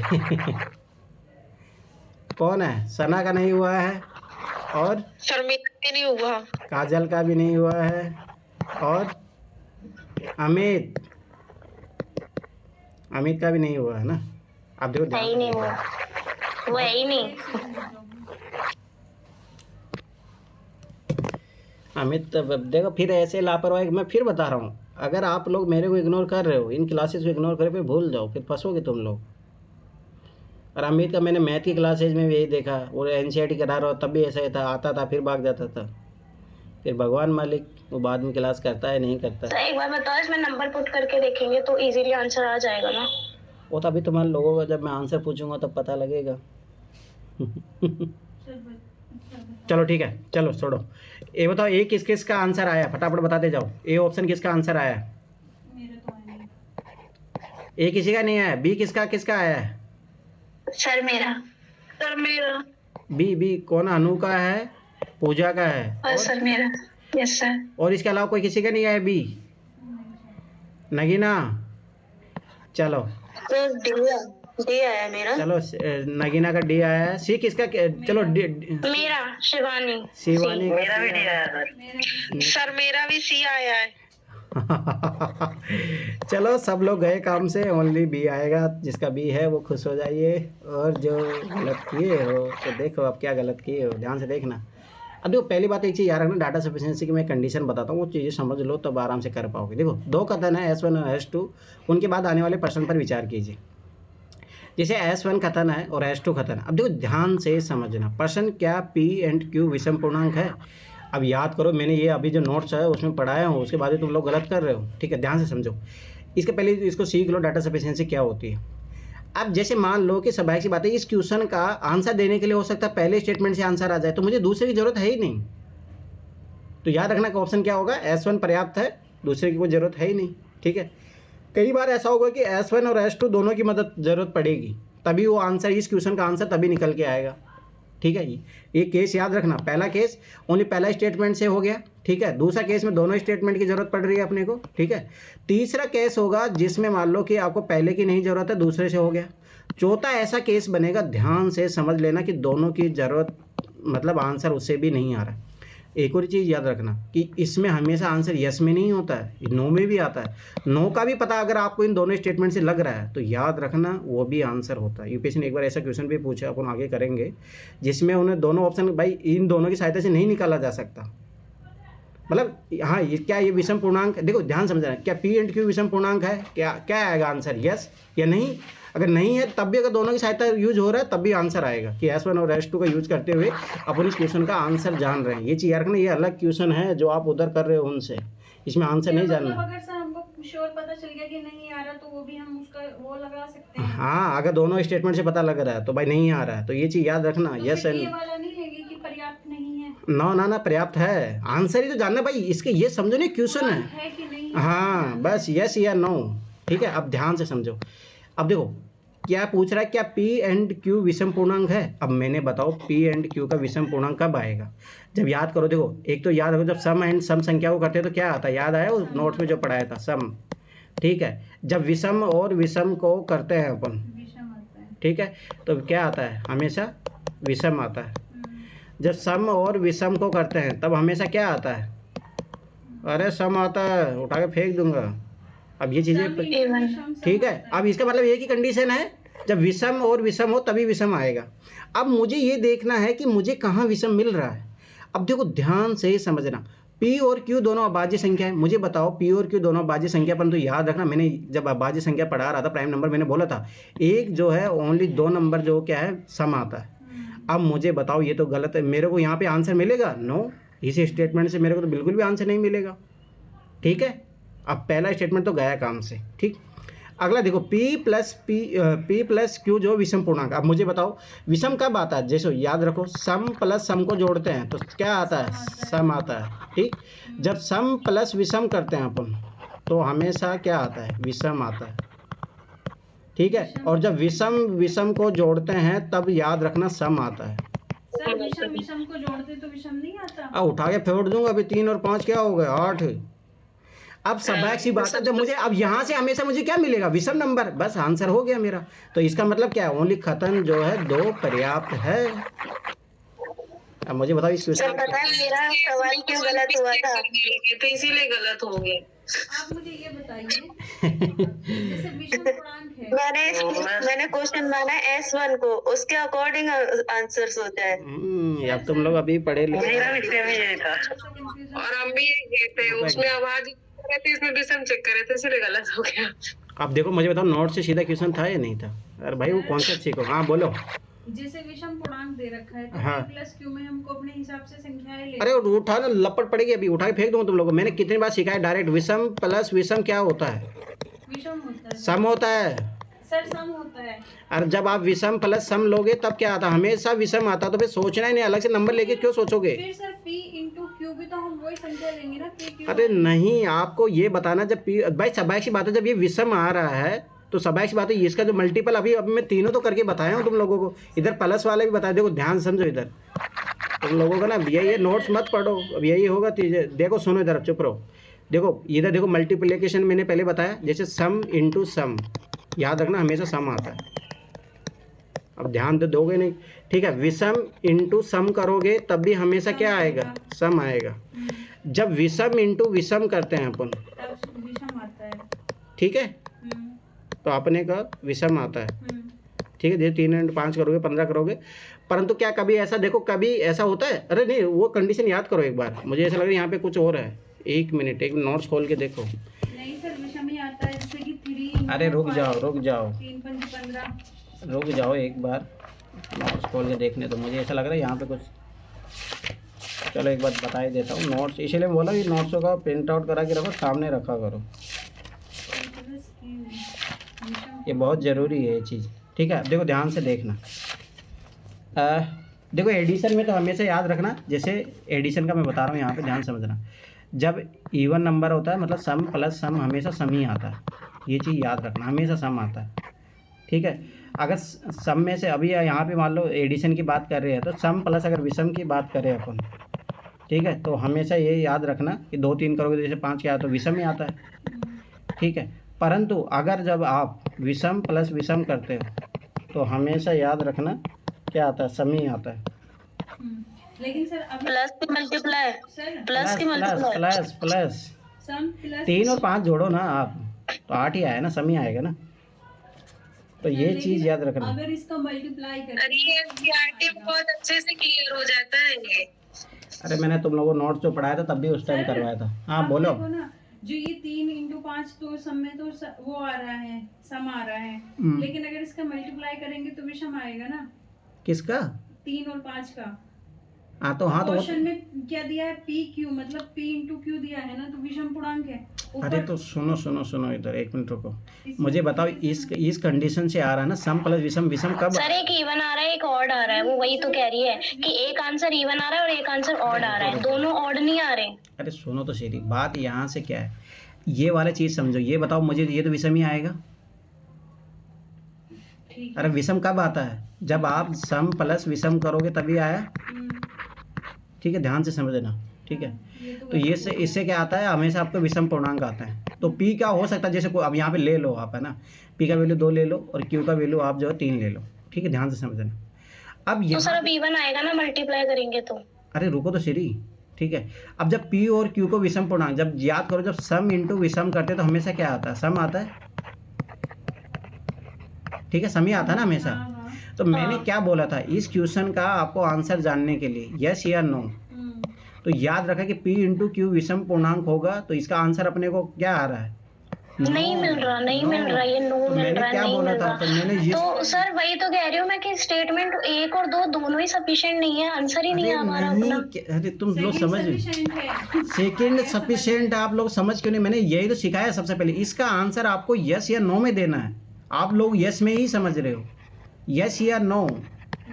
तो भाई क्या पी सर जो फर्स्ट, एक मिनट सर, जो फर्स्ट, तो सर अपन आंसर पे पहुंच ही नहीं पा रहे ना। आंसर, अपन को आंसर पे पहुंचना, तो आंसर पे तो पहुंच ही नहीं पा रहे अपन। एक मिनट सुनोगे, जो फर्स्ट स्टेटमेंट है ना, जो फर्स्ट स्टेटमेंट है वो ये बोल रही है कि दोनों अभाज्य संख्या है, बट ये नहीं बता रही है कि ये सम है कि विषम है। इसलिए ये पर्याप्त नहीं है। इसमें 3 5 भी ले ले, अपन 2 3 भी ले ले। हाँ जी। और जो सेकंड स्टेटमेंट है वो ये भी बता रही है कि अभाज्य भी है, और ये भी बता रही है कि सम और विषम दोनों हो सकते हैं, इसलिए एक ही सफिशिएंट है, S2। सम भी आएगा और विषम भी आएगा। तो वही तो मैं, ये है इसका, इसलिए S2 पर्याप्त है। अरे S2 क्यों प्राप्त है, याद रखना, नो आंसर दे रहा है ये, ना कि यस दे रहा है, ये चीज याद रखना। हाँ जी सर, आंसर की टेंशन ही नहीं। समझ में? पहली बात इसमें सोच रहे हैं, पर ये सोचना कि आपको यस में मिले नो में मिले, तो इसका मतलब है क्या P इंटू क्यू विषम पूर्णांक नहीं है। जब अपन ये केस लेंगे तब नहीं मिल रहा अपने को।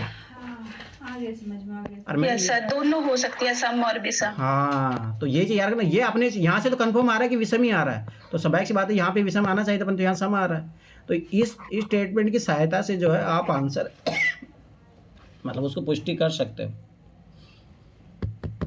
अब मैं पहले बता रहा हूँ, देखो यही तो इस डाटा सफिशिएंसी यूपीएससी इसीलिए तो पूछ रही है इन क्वेश्चनों को, क्योंकि आप थोड़े से भी कंफ्यूज हो गए ना इस क्वेश्चन में, गए काम से। सर मैं इसीलिए कंफ्यूज हो गई थी। चलो, पर मैं पहले बता रहा हूँ ना, डाटा सफिशिएंसी वाले क्वेश्चन बहुत इंपॉर्टेंट है। जैसे आपकी बार 10 क्वेश्चन आ गए, तो अगली बार 15 क्वेश्चन भी आ जाए तो आश्चर्यचकित मत करना, और मैं पहले बता रहा हूँ बनेंगे, इसलिए काम कर लो। जितना इजी टॉपिक रहता है ना वहाँ से वो डाटा सफिशिएंसी क्वेश्चन बनाता है। चलो ये करो, अब ये 8वीं क्लास का एनसीईआरटी का आखिरी चैप्टर बहुत इंपॉर्टेंट है, करो। अब ये क्वेश्चन मैं पहले बता रहा हूँ, 4 से 5 क्वेश्चन आ रहा है। देखो यूपीएससी ने जहाँ पे थोड़ा बच्चों को लग रहा है कि हाँ डिफिकल्टी हो रही है, बच्चे काम नहीं कर रहे हैं, तो वो यूपीएससी उन्हीं क्वेश्चनों को बढ़ा देती है, हमेशा याद रखना।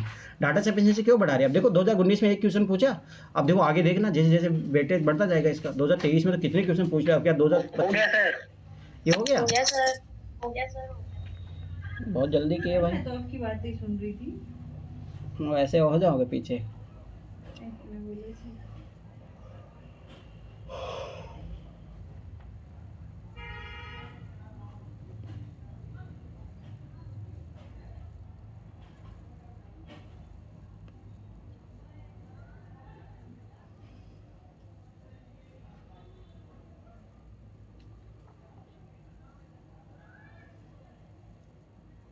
सर हो गया।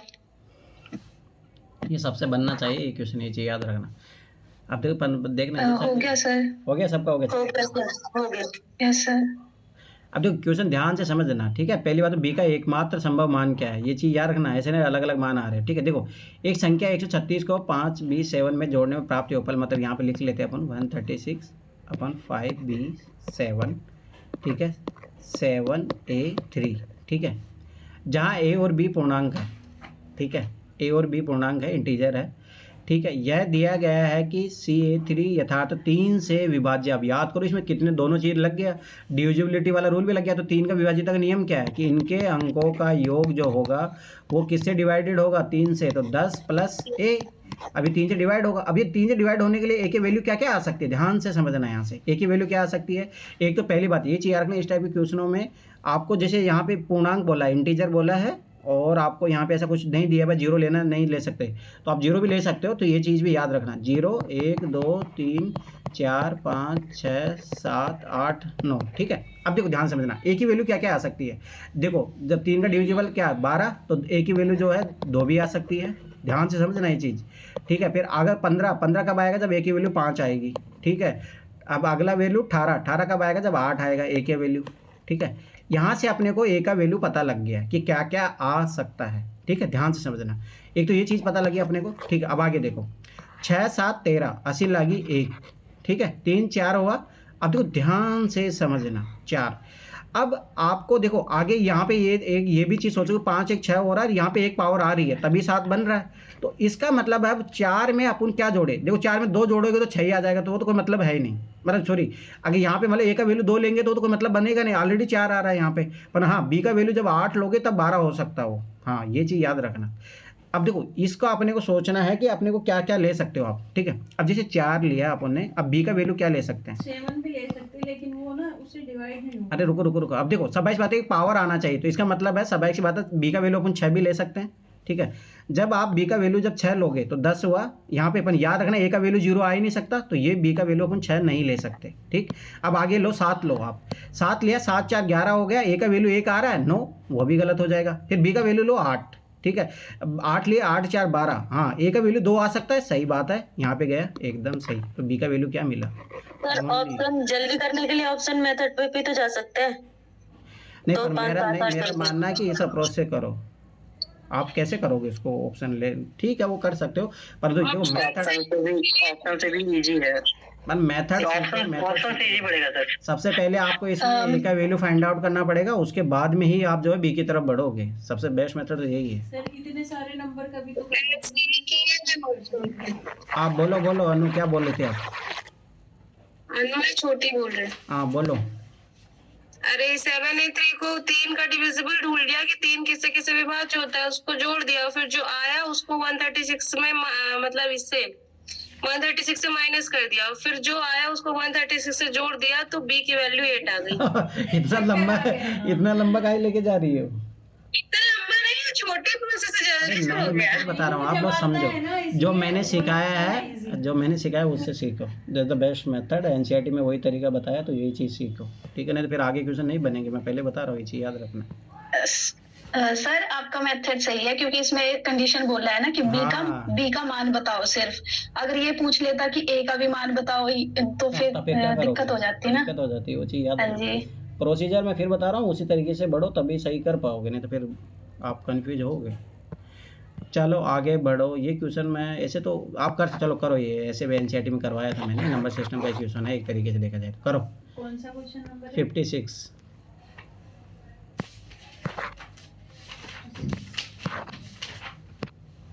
क्योंकि है ना, जो मैं इस मेथड से करवाया हूँ ना, 2021 या 22 में आपको एक क्वेश्चन मिलेगा जिसमें यहाँ पे यूपीएससी ने ऐसा ही पूछा था, शायद 21 या 22 का है शायद वो क्वेश्चन, उसमें ऐसा ही पूछा है।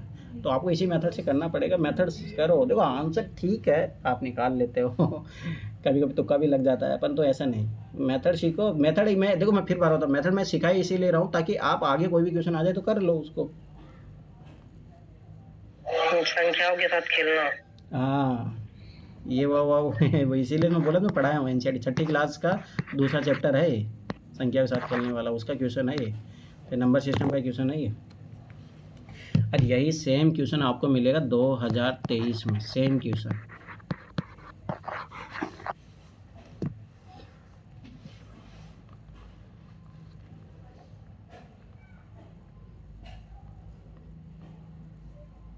अब देखो आज जैसे मेरे से उस क्वेश्चन में गलती हुई, तो क्वेश्चन गलती क्यों हुई? क्योंकि मैं क्वेश्चन ध्यान से नहीं पढ़ा। ये हमेशा ये चीज़ याद रखना, ये होती है गलतियाँ, पर ये चीज़ें गलतियाँ ना हो तो क्वेश्चन को ध्यान से पढ़ो। बहुत बार ऐसा होता है क्वेश्चन को ध्यान से पढ़ ले तभी आंसर आ जाता है।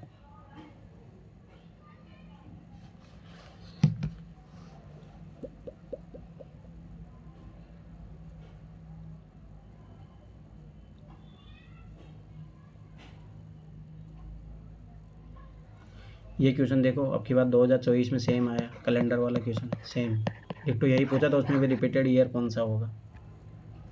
मैं इसीलिए बताऊँ, देखो PYQ कर लो, सेट में टॉपिक समझ लो, NCERT चैप्टर कर लो, बस सेट निकल जाएगा। अब देखो मैंने भी तो यही काम किया है ना, तभी मेरे आपके 120 नंबर आ रहे थे। तो ऐसा कोई बड़ी बात नहीं है कि अलग से कोई कैट की बुक करनी पड़ेगी आपको, ऐसा कुछ। हो गया सर? हो गया। निखिल का सबसे पहले हुआ, गलत हुआ ना, उठा के फेंको निखिल, तुम्हारे गलत आंसर आ रहे हैं। ठीक है, और गलत हो या सही सर, पहले हो जा रहा था।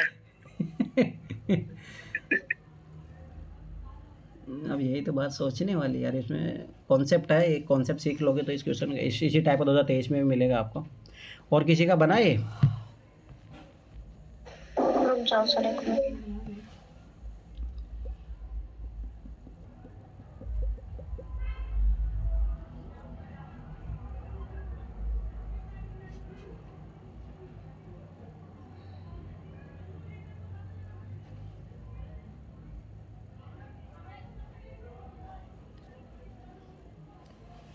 अच्छा क्वेश्चन है ये, और रिपीट भी हो सकता है। 6ठी क्लास का सेकंड चैप्टर ही है ये, मिनिमम मैक्सिमम मेथड वाला है क्वेश्चन, अगर आपको याद आया तो।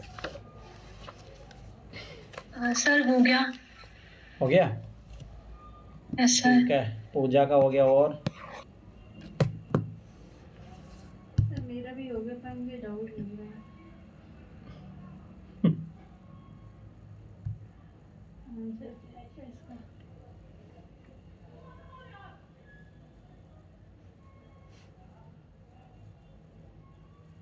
कोई तीसरा बंदा हो जल्दी, फिर मैं करवाऊँ इस क्वेश्चन को। मिनिमम मैक्सिमम मेथड लगेगा, उससे आप आराम से कर सकते हो इसको। अभी हो गया। हो गया?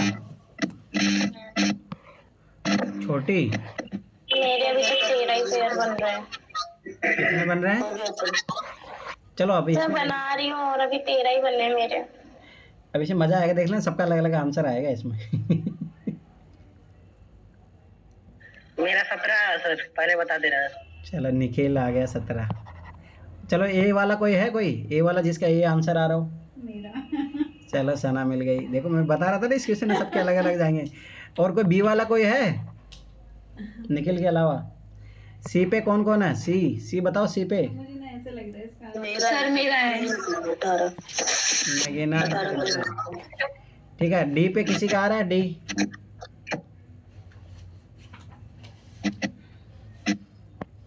सर सी मेरा आता है। सी काजल का आ रहा है। चलो ठीक है, देखो अब ये क्वेश्चन देखो ध्यान से समझना, बहुत इजी क्वेश्चन है। अब एक सेकंड और रुक जाओ बस। ठीक है, तो 19 तक पहुंचोगे कि? अच्छा डी अभी किसी का नहीं आया है। नहीं आएगा। मुझे भी ऐसा लग रहा है इसका आंसर 18-19 के बीच में। इसमें जो कॉन्सेप्ट सिखाऊंगा ये चीज़ याद रखना, आगे यूपीएससी में क्वेश्चन पूछे हैं बार बार, कॉन्सेप्ट सीखना बस। यहाँ पे क्वेश्चन मेन चीज़ है कॉन्सेप्ट सीखना। मुझे समझ नहीं आता इनमें। क्या समय उठा के फेंक दूँ? कितनी बार करवाएं उसके बावजूद तुम लोग ऐसे करते हो। जब आप कराते हैं तब लगता हो जाएगा हो जाएगा। बहुत ईजी है। हाँ। मेरे 17 पेयर बन रहे हैं, अब इससे चलो ज्यादा ठीक बना है, ली। गलत है, सी आंसर है इसका। ठीक है, आगे बढ़ो। देखो मान लीजिए आपके पास 3 मूल्य वर्ग है, 1 रुपये, 10 रुपये और 50 रुपये मुद्रा पर्याप्त मात्रा में, मतलब आपके पास खूब सिक्के हैं, खूब नोट पड़े हैं आपके पास, टेंशन लेने की ज़रूरत है ही नहीं। परंतु आपको 107 रुपये का बिल का भुगतान करना है। अब मुझे बताओ, मैं तो सबसे पहले जाऊँगा 1 रुपये का भुगतान कर दूंगा भाई, 1 रुपये से कर दूंगा 107 रुपये। अब ध्यान से समझ रहे लॉजिक, ठीक। अब स्वाभाविक बात है कि मैं 10 रुपये से कर पाऊंगा, 10 रुपये से नहीं कर सकता, परंतु हाँ मैं 10 × 10 का नोट लेके प्लस 7 1 रुपये वाले 7 के कर लूँगा, तब हो जाएगा 107 रुपये आराम से। ठीक है, ध्यान से समझना ये चीज़, ठीक। अब एक जो है, अब देखो ये तो एक नॉर्मल तरीका है, मैं बता दे, पर आपको इसमें थोड़ा अप्रोच से बढ़ना पड़ेगा, मिनिमम से मैक्सिमम की तरफ बढ़ना पड़ेगा, ठीक है। एक में ऐसे एक नॉर्मल है, ठीक है। एक आप मान लो तीनों को जब यूज़ करके आप कर सकते हो, एक का ले लिया, ठीक है। 50 के आप 2 ले सकते हो, ठीक है। 50 200 हो गया, फिर ये 1 × 7 ले लो, इससे भी हो गया। तो मैंने भी मिनिमम टू मैक्सिमम किया है, बता दूं क्या सारे लिख देना फिर आप। नहीं सुनो ना, अब मैं करवाता हूँ, ध्यान से समझना। सबसे पहले अपन जो है क्या, एक जो है एक से एक की सहायता से कर सकते हैं डायरेक्ट 107 रुपये, ठीक है। तो इसको मतलब मैं इसको कितनी बार ले रहा हूँ, 107 बार। अब मैं ये मैक्सिमम है तो मैं मिनिमम की तरफ आगे बढ़ूंगा, ठीक। अब वो इसके अलावा कुछ हो सकता है, नहीं हो सकता, परंतु अब मुझे 10 रुपये की सहायता लेनी पड़ेगी। जब मैं 10 रुपये का एक बार लेता हूँ, ध्यान से समझना, ये मैं मिनिमम ले रहा हूँ, ये मैक्सिमम की, तो 1 रुपये 97 बार ले लेना, ठीक है। तो ये चीज़ याद रखना, ठीक। फिर मैं इसको मैक्सिमम की तरफ बढ़ रहा हूँ। अभी 2 के पेयर को ना ऐसे लेके आपको आगे तक बढ़ना है, ठीक है। अब सवाल बात है, ये कहाँ तक चले जाएगा, 10 × 10 तक जाएगा। तो ये टोटल तरीके कितने हो गए, 10 तरीके ये हो गए, ठीक है। एक तरीका ये हो गया, समझ में आया, सिंपल सी बात है, ठीक। अब ऐसे कैसे रुक जाओ, यहाँ पे 10 11 तरीके आगे। अब आ जाओ आप 1 का और 5 के साथ कितना ले सकते हो, वही मिनिमम मैक्सिमम लगाओ, फटाफट हो जाएगा। 50 को मैं मिनिमम 1 बार ले सकता हूँ, ठीक है। 50 को मैं 2 बार ले सकता हूँ, बस यही ऑप्शन बनेंगे। तो 2 ऑप्शन यहाँ पे हो गए, ठीक है। तो कितने हो गए, 13 हो गए।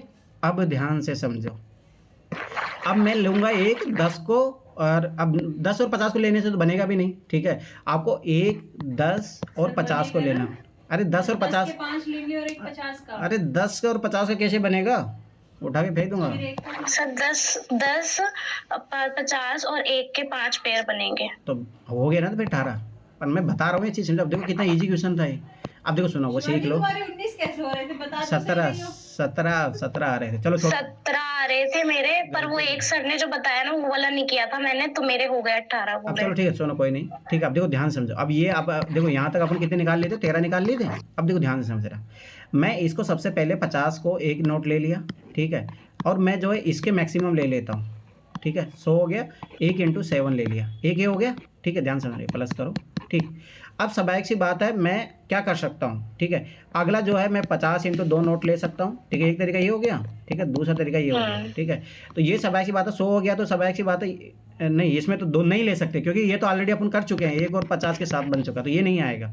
तो इसका मतलब है स्वाभाविक सी बात है, 50 को आप एक ही रखना पड़ेगा, यहीं पे आपको चेंज करना पड़ेगा। तो याद स्वाभाविक सी बात है, इसको क्या करो, 10 × 4 करोगे तो ऐसे कितने तरीके बन जाएंगे, 5 बन जाएंगे। 13 5 18 आंसर। अब मुझे बताओ इस क्वेश्चन में समझो। अच्छा, मेरा बस वो 107 रुपए मैंने नहीं लिए थे, बाकी मेरा सारा सही क्यों था। 1 रुपए की वैल्यू नहीं समझती, इसका मतलब तुम? नहीं सर, ऐसा नहीं। सर मैंने पता कितने फनी तरीके से निकाला आंसर। हाँ बताइए। सर मैंने इनको पेयर से वाई ऑप्शन चलेगी ना, हाँ, और वाई ऑप्शन जाके 107 को डिवाइड करती चलेगी, जो नियरेस्ट आ गया वो आंसर आ गया, 18 आ गया। क्योंकि जब इसको डिवाइड करते हैं 19 से तो 102 पेयर निकल रहे हैं, हाँ। और जब 18 से कर रहे हैं तो 108 पेयर निकल रहे हैं, और जब 16 से कर रहे हैं तो 96, और जो 17 से तो 102, तो नियरेस्ट आ गया 18, इसलिए मैंने ऐसे कर दिया। नहीं वो गलत तरीका है। ऐसे आता नहीं था क्वेश्चन। नहीं वो गलत है, गलत बाई ऑप्शन। नहीं गलत तरीका। ओके ठीक है, वो जो मैं मेथड सिखाऊं याद रखना है, आगे काम आएगा ये। ओके सर, ये नहीं आता था सर मुझे। हाँ, मिनिमम मैक्सिमम वाला कॉन्सेप्ट याद रखना है, बहुत काम आएगा आगे, ठीक है। तो ये चीज याद रखना। Okay sir. चलो आगे बढ़ो।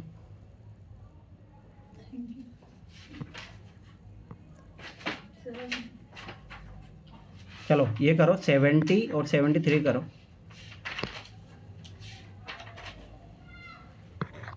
70 और 73, ये भी बहुत अच्छा क्वेश्चन है, वेरी वेरी इंपॉर्टेंट लगा लो, तो बहुत अच्छा क्वेश्चन है ये। देखो कुछ क्वेश्चन ऐसे होते हैं जो आपका कॉन्सेप्ट, माइंड, आपको सोचने समझने का तरीका वो चेक करते हैं, इसीलिए देखो। हाँ अब मैं बता रहा हूँ ना, ये क्वेश्चन मैं क्यों इंपॉर्टेंट लगा रहा हूँ, मैं इसीलिए बोल रहा हूँ, तो ये चीज़ याद रखना। अब देखो ये क्वेश्चन रिपीट हुआ, ये 2019 का क्वेश्चन है ही, ठीक है। 20 में आया, ठीक है, 21 में आया, 22 में आया, 23 में आया। मैं इसीलिए बता रहा हूँ, वेरी वेरी इंपॉर्टेंट क्वेश्चन है, बहुत अच्छा क्वेश्चन है ये। हो गए सर, दोनों हो गए। हाँ सर। शाबाश। अगर उत्तर गलत आया ना फिर बताता हूँ। सर पहले मार लो फिर। चलो करने तो, चलो ठीक है। किसका है? इसका हो गया है, शिवानी का हो गया, और बताओ दोनों, जिसका बन जाए वो बताना।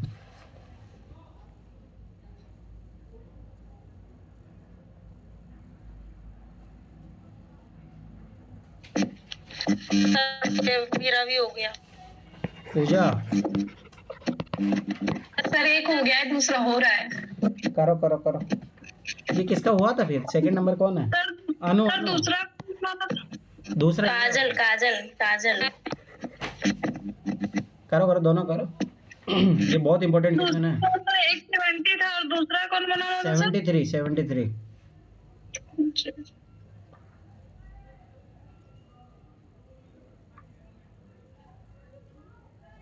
ये क्वेश्चन तो मैं बता रहा हूँ ना, तुम पहली क्लास के बच्चे से भी करा लोगे ना, वो भी कर लेगा। इस क्वेश्चन में तो सही, जो 73 वाला था वो मिनिमम मैक्सिमम वाले रूल से हो जाएगा ना? हाँ, अगर करेंगे तो ढंग से। वो उसी से होगा और क्या। तो तुमने इतनी जल्दी कैसे कर लिया? तो सर पेयर बना लिए फटाफट, वैसे भी जाएगा किससे? आप ये भी तो देखो, प्लस में सिर्फ 6 ही तो दिया है। चलो देखता हूँ, तो आंसर मैं पूछूंगा तब बताना। देखो ना, ये एग्जाम का सबसे इजी क्वेश्चन होता है, सबसे इजी। और ये यूपीएससी ने पूछा है, मैं फिर बार बताऊँ, 2-3 बार पूछा है, ठीक है। तो ये गलत करके आया ना कोई, उठा के फेंक दूंगा, सही बता रहा हूँ। और मुझे पता है इसमें से गलत करोगे। अभी अभी देख लेना, मैं सबसे पूछूंगा ना इसका आंसर। हो गए सर, दोनों हो गए। यस सर, भी हो गया। चलो ठीक है, तो मैं करवाता हूँ। और पहले मुझे एक बार आंसर बता दो, एक किसी का आया इसमें 73 में? हाँ मेरा है। शाबाश शिवानी, मैं तो बोल ही रहा था, इतना जल्दी कैसे कर ली तुम? गलत। चलो ठीक है। मुझे पता लगे था भाई, वो क्वेश्चन जब इतना इंपॉर्टेंट है, यूपीएससी 5 बार उसको पूछ रही है, तुम सेकंड में बना दोगी? मतलब यूपीएससी के साथ मजाक कर रही हो तुम? सर मिनिमम में बने इतने मेरे, मैं क्या करूं? तभी तो, यही तो बात है भाई, यूपीएससी क्वेश्चन पूछ रहा तो सर उसने पूछा भी तो नेचुरल नंबर होल नंबर पूछता तो 0 भी रख देते। अब गलत है। चलो ठीक है, आगे बढ़ो। चलो बी किसका आया? बी पे कोई नहीं है? सी पे कोई है? अरे क्या बात कर रहे हो? डी पे कौन कौन है? Yes sir. हाँ सर, मेरा है। अच्छा, सबका जी आ रहा है।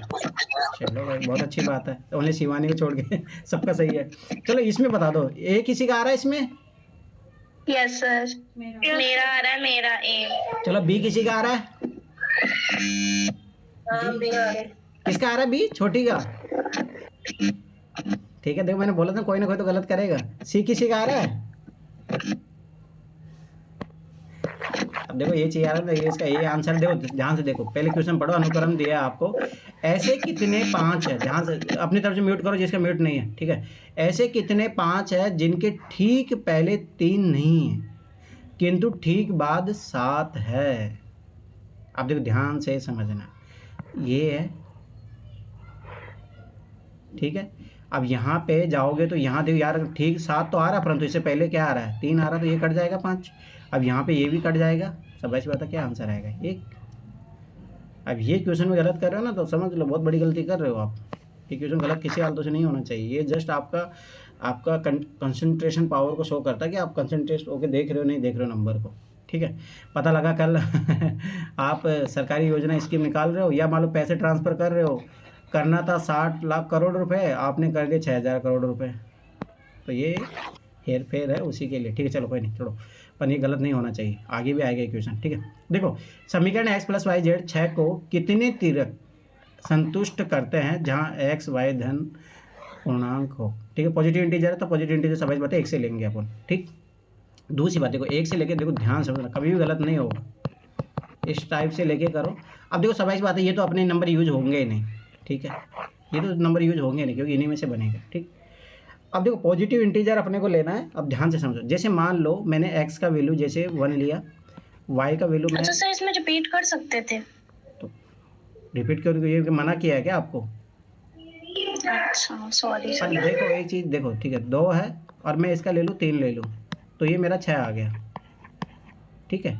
अब आपको आगे क्या कर सकता हूँ मैं? अब देखो 1 की जगह मैं क्या क्या रख सकता हूँ मैं, देखो ध्यान समझना, क्योंकि स्वाभाविक सी बात है, इसका वैल्यू जो है आपको जो मैक्सिमम उससे, चलो ठीक है, एक देखो मैं 2 ले लूँ +1 ले लूँ, ये मैं यहाँ 3 कर लूँ, मुझे बताओ इसमें कोई दिक्कत हुआ? मैं अब इस 3 ले लूँ, इसको +1 ले लूँ, इसको 2 ले लूँ, स्वाभाविक सी बात है, समझ में आया ना ये चीज़, लॉजिक समझो।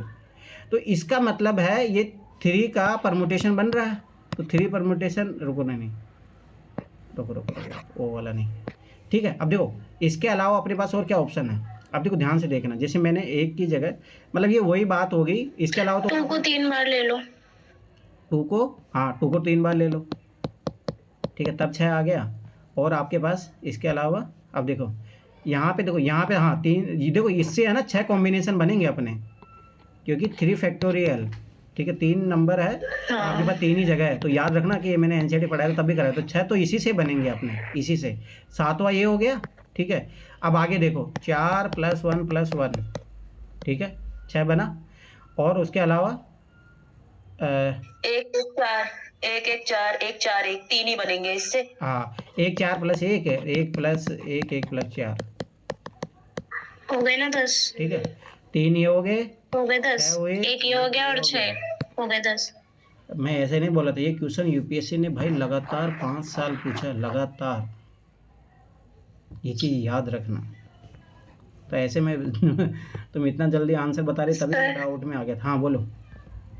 सर मैंने ये वाला मेथड यूज किया है, मतलब जैसे तीन संख्या है ये 6 के बराबर होगी, तो मतलब 6 जो 1 to 9 हमने वैल्यू लेनी है, ठीक है, तो 6 के जो इन 3 संख्याओं का प्लस आएगा वो 6 के पीछे पीछे वाली संख्या ही बना सकती है। 1 से लेके 5 तक का यूज होगा, ठीक है। हाँ जी, तो मैंने कॉम्बिनेशन लगा के 5 करके और 3 का वो बना के 10 निकाला। 5C3 किया आपने? यस सर, तो इसको 5 क्योंकि 3 वैल्यू चाहिए हमें, 3 फैक्टोरियल इंटू 2 फैक्टोरियल, ठीक है। देखते हैं अपन 5 × 4 3 फैक्टोरियल, 3 फैक्टोरियल कैंसिल आउट हो जाएगा, 2 × 1 होगा, 2 से 2, हाँ उससे भी हो जाएगा। देखो जहाँ ये लॉजिक भी सही है, ठीक है ठीक है ठीक है, ये क्वेश्चन। पर हाँ ये है क्या, एडवांस मैथ अगर किसी को आती है तभी कर पाओगे, मेरा मानना है नॉर्मल तरीके से भी कर सकते हैं, पर हाँ ये बात देखो ध्यान से समझना। यस सर, बताना सर, वापस से बताना क्या था। हाँ मैं बता रहा हूँ, ध्यान समझो। जैसे सबाई की बात अच्छा है, कॉम्बिनेशन बनाए थे तो कॉम्बिनेशन में परम्यूटेशन ही कॉम्बिनेशन लिया इन्होंने, कॉम्बिनेशन वही तो लगेगा, ठीक है। देखो ध्यान से, 6 नंबर कब आएगा, जब अपन सबाई की बात से 1 से लेके 5 तक यूज करेंगे, क्योंकि 3 संख्या में यूज करना है ना, तो अपन ये 5 नंबरों के साथ ही खेल सकते हैं। और यहाँ पे 3 स्थान है, तो 5 में से 5 नंबर है, उसमें से 3 चुनना अपने को बस। तो लगा दो 5 फैक्टोरियल अपन 5 3 का 3 फैक्टोरियल, और 5 - 3 करोगे तो इंटू 2 फैक्टोरियल, ठीक है। तो सबाई सी बात है, 5 इसको ओपन करो, 4 × 3 फैक्टोरियल अपन ये 3 फैक्टोरियल कैंसिल आउट हो गया, इसको 2 फैक्टोरियल ओपन करो, 2 × 1 2 से गया, 5 × 10 बनाना। पूजा याद रखना, जब आगे 2022 में क्वेश्चन पूछेगा ना, वहाँ परम्यूटेशन नहीं लगेगा वहाँ पे यही। ओके सर, मैं ये पूछ रही थी कि इस क्वेश्चन, ऐसे क्वेश्चनों के लिए तो सही रहेगा ना? हाँ सही है, सही है, ऐसे सेम हो। अगर आप परम्यूटेशन कॉम्बिनेशन सीख जाते हो तो फिर तो बहुत अच्छी बात है, ये तो लगेगा, साफ लग रहा है। चलो ठीक है, आ जाओ अपने दोनों क्वेश्चन। ओके सर, ये करो क्वेश्चन, आपके 2024 में भी आया था ये क्वेश्चन, ये करो, दोनों करो, 74 और 75 करो।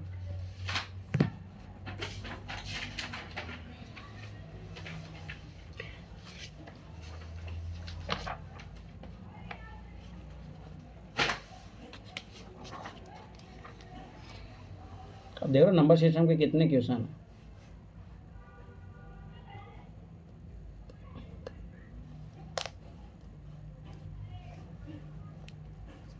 अब देखना, अब जैसे ये 75 क्वेश्चन है, अगर मेरा मेथड जो मैंने सिखाया वो नहीं सीखोगे तो गलत करोगे अब इस क्वेश्चन को। ऑप्शन मेथड से नहीं जाना है, क्योंकि इसमें ऑप्शन मेथड नहीं लगेगा, ये चीज़ समझो। इसीलिए मैं फिर 12 बता रहा हूँ, मेथड सीखो। ऑप्शन मेथड बहुत सारे कम क्वेश्चन होते हैं जिसमें लगता है, तो कुछ क्वेश्चन ऐसे होते हैं जिसमें ऑप्शन मेथड से ही होता है।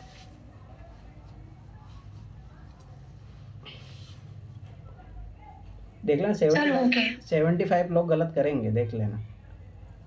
दोनों सर होंगे दोनों क्वेश्चन? दोनों? Yes sir. शिवानी तुम्हारा,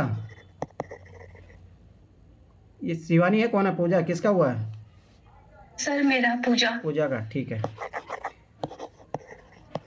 शिवानी अब क्या लग रहा है सबसे आखिरी में जवाब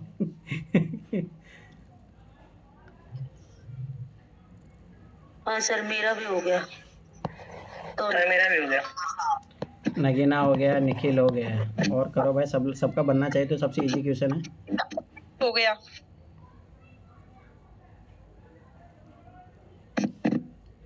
सबका हो गया? हाँ मेरा हो गया। आंसर बोल देता हूँ सर मैं। नहीं, रहने दो बहुत, मैं पूछूंगा तो बताना ना हो गया सर। हो गया शिवानी? हाँ। देखना, इसका गलत आंसर करोगे बहुत सारे लोग, देखना अब देखना। चलो एक किसी का आ रहा है, बी किसी का आ रहा है? सी किसी का आ रहा है? सर मेरा आ रहा है। मेरा आ रहा है 4 बन जाएगा। डी किसी का आ रहा है? Yes sir. सर मेरा सी आंसर आ रहा है, सॉरी। अनु का डी आ रहा है? किसका अनु आंसर है? Sir yes. अच्छा अब देखो अनु ने गलती की सर, है। मेरा 75 का सी आंसर आ रहा है, सॉरी लेट के लिए। ठीक है चलो कोई नहीं। अब देखो इधर देखो, अब मैंने बोला देखो अनु गलती की हो तुम, जिसका डी आ रहा है वो गलत है, सी आंसर है। देखो क्यों गलत किया है तुमने, ध्यान से देखना। 8 अंकों की एक संख्या है, ठीक है, इसको 3 से भाग देने पर शेषफल 0 रहता है। इसका मतलब क्या हुआ, इसका जो योग आएगा वो 3 का मल्टीपल होगा। तो इसको ऐड करो, 4 2 6, 6 5 11, 11 2 13, 13 7 20, 20 24, 6 30, तो 30 प्लस बी आ रहा है। अब मुझे बताओ, ध्यान से समझना, इसका मतलब है अगर ये रिमाइंडर 0 आ रहा है, 3 से डिवाइड कर रहे हैं, तो यहाँ पे देखो कब कब आएगा। अब देखो ये 30 जो डायरेक्ट डिवाइड हो रहा है, तो बी का वैल्यू जो है अपन आराम से 0 भी ले सकते हैं, ठीक है। फिर अगला जब कब 3 भी ले सकते हैं, 6 भी ले सकते हैं और 9 भी ले सकते हैं। 6 9, जब ये देखो 33 बन जाएगा तब भी 3 से डिवाइड हो जाएगा, 4 ही बन हो रही जाएगा है। तब भी, और 39 तब बन जाएगा तब भी, तो 4 ही तो आएगा। अब 6 कैसे ले आया अनु, ये बताइए। सर मैं इसका 4 ही लाई थी, बट मुझे लगा आप 74 का पूछ रहे हैं, इसलिए मैंने डी बोल दिया। अच्छा 74 का क्या, ठीक है तो वो सही है, उसका डी है, ठीक है चलो कोई नहीं। अब देखो ये देखो ये क्वेश्चन, यदि डॉलर का अर्थ है विभाजित करना, ठीक है, तो अब देखो ना कभी भी इस टाइप के क्वेश्चन आए ना, डायरेक्ट यहाँ अप्लाई किया करो बस। अब देखो ये यहाँ पे है, तो इसका क्या मतलब है, क्या अर्थ होता है, घटाया जाना, ठीक है। 5, अरे इसका अर्थ क्या है, गुणित करना, गुणा करना, ठीक है 1, और डॉलर का अर्थ क्या होता है, विभाजित करना, ठीक। अब बोडोमास नियम लगाओ, मैंने सिखाया था आपको, याद आया नहीं आया, नोट्स में है ये सारी चीज़ें। तो सबसे पहले क्या होता है, डिवीजन होता है, डिवीजन होता है तो स्वाभाविक सी बात है 10 × 5 1/5, फिर इसके बाद मल्टीप्लिकेशन, तो ये कट गया, 10 में से 1 घटा दो, कितना है 9।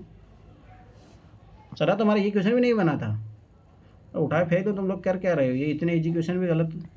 चलो अब ये क्वेश्चन करो, आखिरी के क्वेश्चन है, ये बहुत अच्छे क्वेश्चन है, और मैं पहले बता रहा हूँ ध्यान से करना, क्वेश्चन गलत करोगे तुम लोग।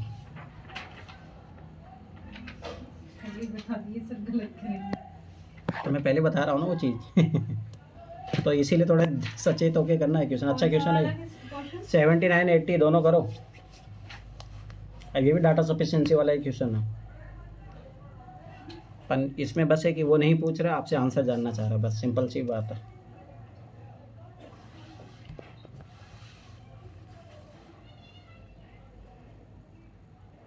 अब देखो मैं वही बता रहा था, देखो 75 में वो कॉन्सेप्ट लगा जो मैं उधर सिखा रहा था, तो ये चीज़ याद रखो, कॉन्सेप्ट सीखोगे तो हर जगह अप्लाई होता है।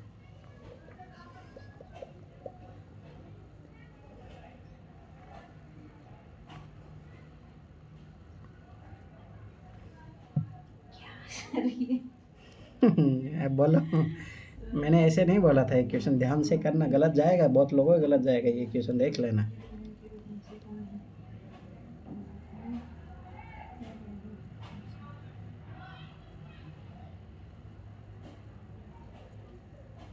सर हो गए, पूजा के दोनों हो गए, दोनों। मेरा भी हो गया सर।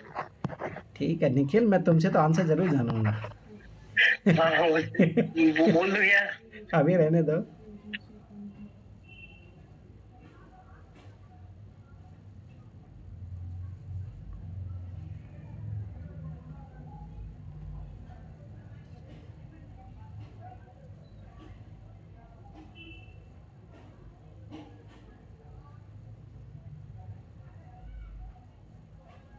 बहुत अच्छा क्वेश्चन है, मैं पहले बताना, इसको स्टार लगा लो, रिवीजन करना है, ऐसे क्वेश्चन होगा। अरे पीवाई के तो आपको बार बार करने हैं, स्टार क्या, सारे इंपॉर्टेंट होते हैं हर क्वेश्चन, क्योंकि वही क्वेश्चन पूछता है घुमा फिरा के।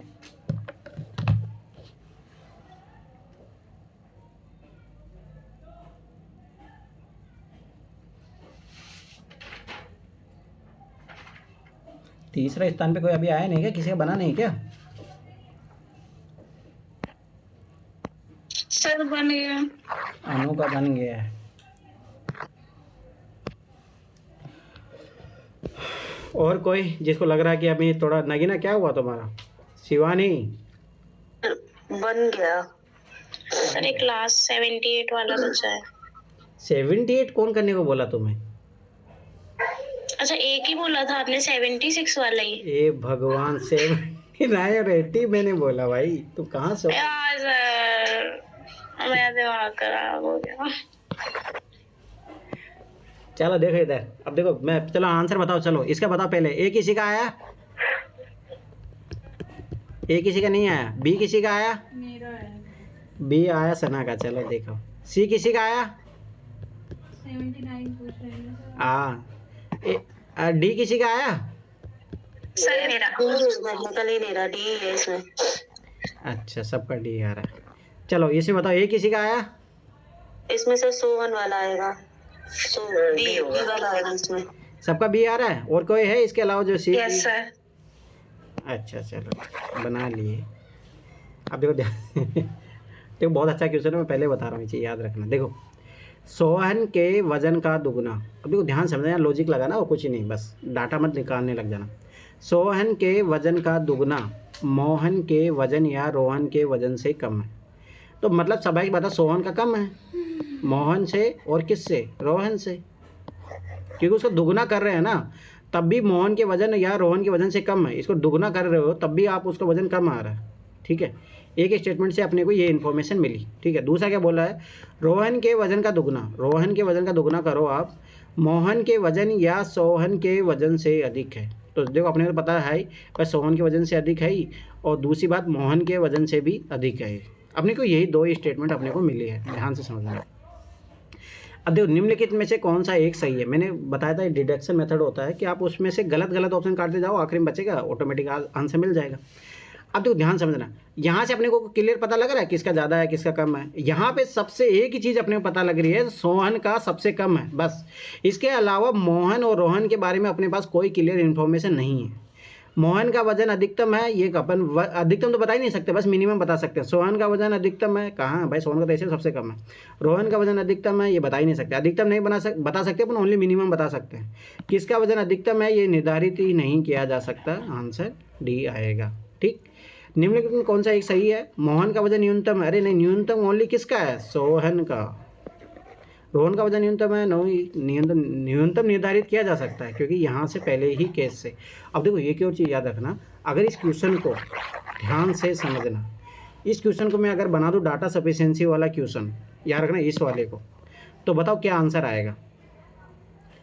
S1 इंटू S2 दोनों पर्याप्त है, या S1 पर्याप्त है, S2 पर्याप्त है, S1 S2 दोनों पर्याप्त नहीं है? मुझे बताओ इस क्वेश्चन का आंसर जानने के लिए, बताओ इसमें से। सर रिपीट करना क्वेश्चन, में देखा नहीं। ध्यान से समझना, देखो ये दोनों स्टेटमेंट दिए हैं, अब मैं इस क्वेश्चन को बना रहा हूँ डाटा सफिशिएंसी का क्वेश्चन। S2 पर्याप्त है। Yes sir. ठीक है, तो आपको ये बताना है कि इन दोनों में से किसकी सहायता से इसका आंसर मिल सकता है। S1 S2 दोनों की सहायता से, S1 की सहायता से, S2 की सहायता से, या S1 S2 दोनों की सहायता से नहीं कर सकते। अब बताओ आंसर क्या आएगा? अब ये कौन आ गया भाई? S2 पर्याप्त होगा। S2 पर्याप्त होगा, वही होगा। अच्छा ठीक है, तो ये निखिल बोल रहा है सी आंसर। ठीक है, अभी देखना सब लोग, अभी इसमें कल्टी खाओगे तुम लोग। ठीक है, अब बताओ, सब बताओ इसका तो आंसर, सब बताओ। अच्छा, इसका भी तुम्हारा भी 2 स्टेटमेंट है, तो ये इसका भी S2 स्टेटमेंट सफिशिएंट। हाँ, तो मतलब सी आ रहा है ना तुम्हारा भी, तो ये सना का भी यही आ रहा है। चलो सोच समझ के जवाब दो, तुम लोग फंस गए। सर दोनों आएंगे ना इसमें? मैं तुम लोग को S1 और फंसा दिया। चलो ठीक है, नगीना का ए आ रहा है, नगीना का ए आ रहा है, शाबाश नगीना। अधिकतम निर्धारित तो वैसे भी नहीं। आप देखो सर यही तो ए आएगा। ए आएगा, कौन बोला? ये नहीं आएगा। सर मैंने बोला। पूजा या शिवानी? सर जो नगीना का आया ना वही मेरा भी पूजा। लॉक कर दो। पूजा, शिवानी, मुझे नगीना पे पूरा विश्वास है। गलत भी हो सकता, हालांकि ऐसे दोनों आनी चाहिए। चलो ठीक है ठीक है ठीक है ठीक है ठीक है। अब देखो इसमें ध्यान, और कोई है इसके अलावा? सी और डी किसी का आंसर, मतलब देखो ए और सी तो आ गया है, बी और डी किसी का आंसर आ रहा है? शिवानी नहीं काम करते, हम तो डूबेंगे। अब मुझे बताओ बी और डी में से किसी का आ रहा है? अरे बताओ, सच में बता रही हो, मजाक मत करो। ये बहुत अच्छा क्वेश्चन बना दिया मैंने और तुम लोग फंस गए हो मेरे जाल में। सबका गलत है, सबका गलत है, सबका गलत है, गलत। अब चुप रहो। Only one statement is enough for this answer, इस क्वेश्चन का आंसर जानने के लिए। मुझे बताओ तीनों के तीनों व्यक्ति यहाँ पे है? सना पहले भी पीछे से बोल रही थी। अब चुप रहो। अब देखो यहाँ पे क्लियरली आपको पहले स्टेटमेंट से तो पता लग रहा है ना कि सोहन का वजन सबसे कम है। इससे कहाँ इन्फॉर्मेशन मिल रही है? बोल रही थी। अब मुझे बताओ इसका कहाँ से मिल रहा है अपने को, तो S1 है ना, तो ओनली S1 कथन इसके लिए पर्याप्त होगा। सब लोग फंस गए। सर हम अपना, मैंने जो अपना वो बनाया था ना टेबल में, उसमें देख के बता रही थी, उसमें तीनों थे, तो तीनों में तो फिर दोनों को स्टेटमेंट देखेंगे तभी तो निकलेगा ना, अगर तीनों को देंगे तो। अरे नहीं, आप समझ नहीं रहे हो भाई, यहीं से जस्ट अपने को पता लग रहा है ना, पता लग रहा है ना, साफ पता लग रहा है कि सोहन का वजन इन दोनों से कम है, तो मिनिमम सबसे कम किसका है, सोहन का, खत्म बात। तो किस स्टेटमेंट से आ रहा है अपने को, S1 से। यस सर, S1 ही होगा। तो फिर तुम लोग फंस गए।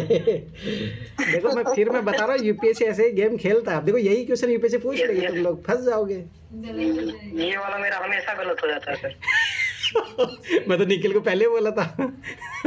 उसके बावजूद भी निखिल को लोग सपोर्ट कर रहे हैं कि नहीं भी आएगा। चलो ठीक है, कोई नहीं, आगे ध्यान रखना कि अभी डाटा सफिशिएंसी वाले क्वेश्चन बढ़ेंगे, और मैं कुछ क्वेश्चन अपनी तरफ से बनाऊंगा, जैसे मैंने इस क्वेश्चन को डाटा सफिशिएंसी का बना दिया।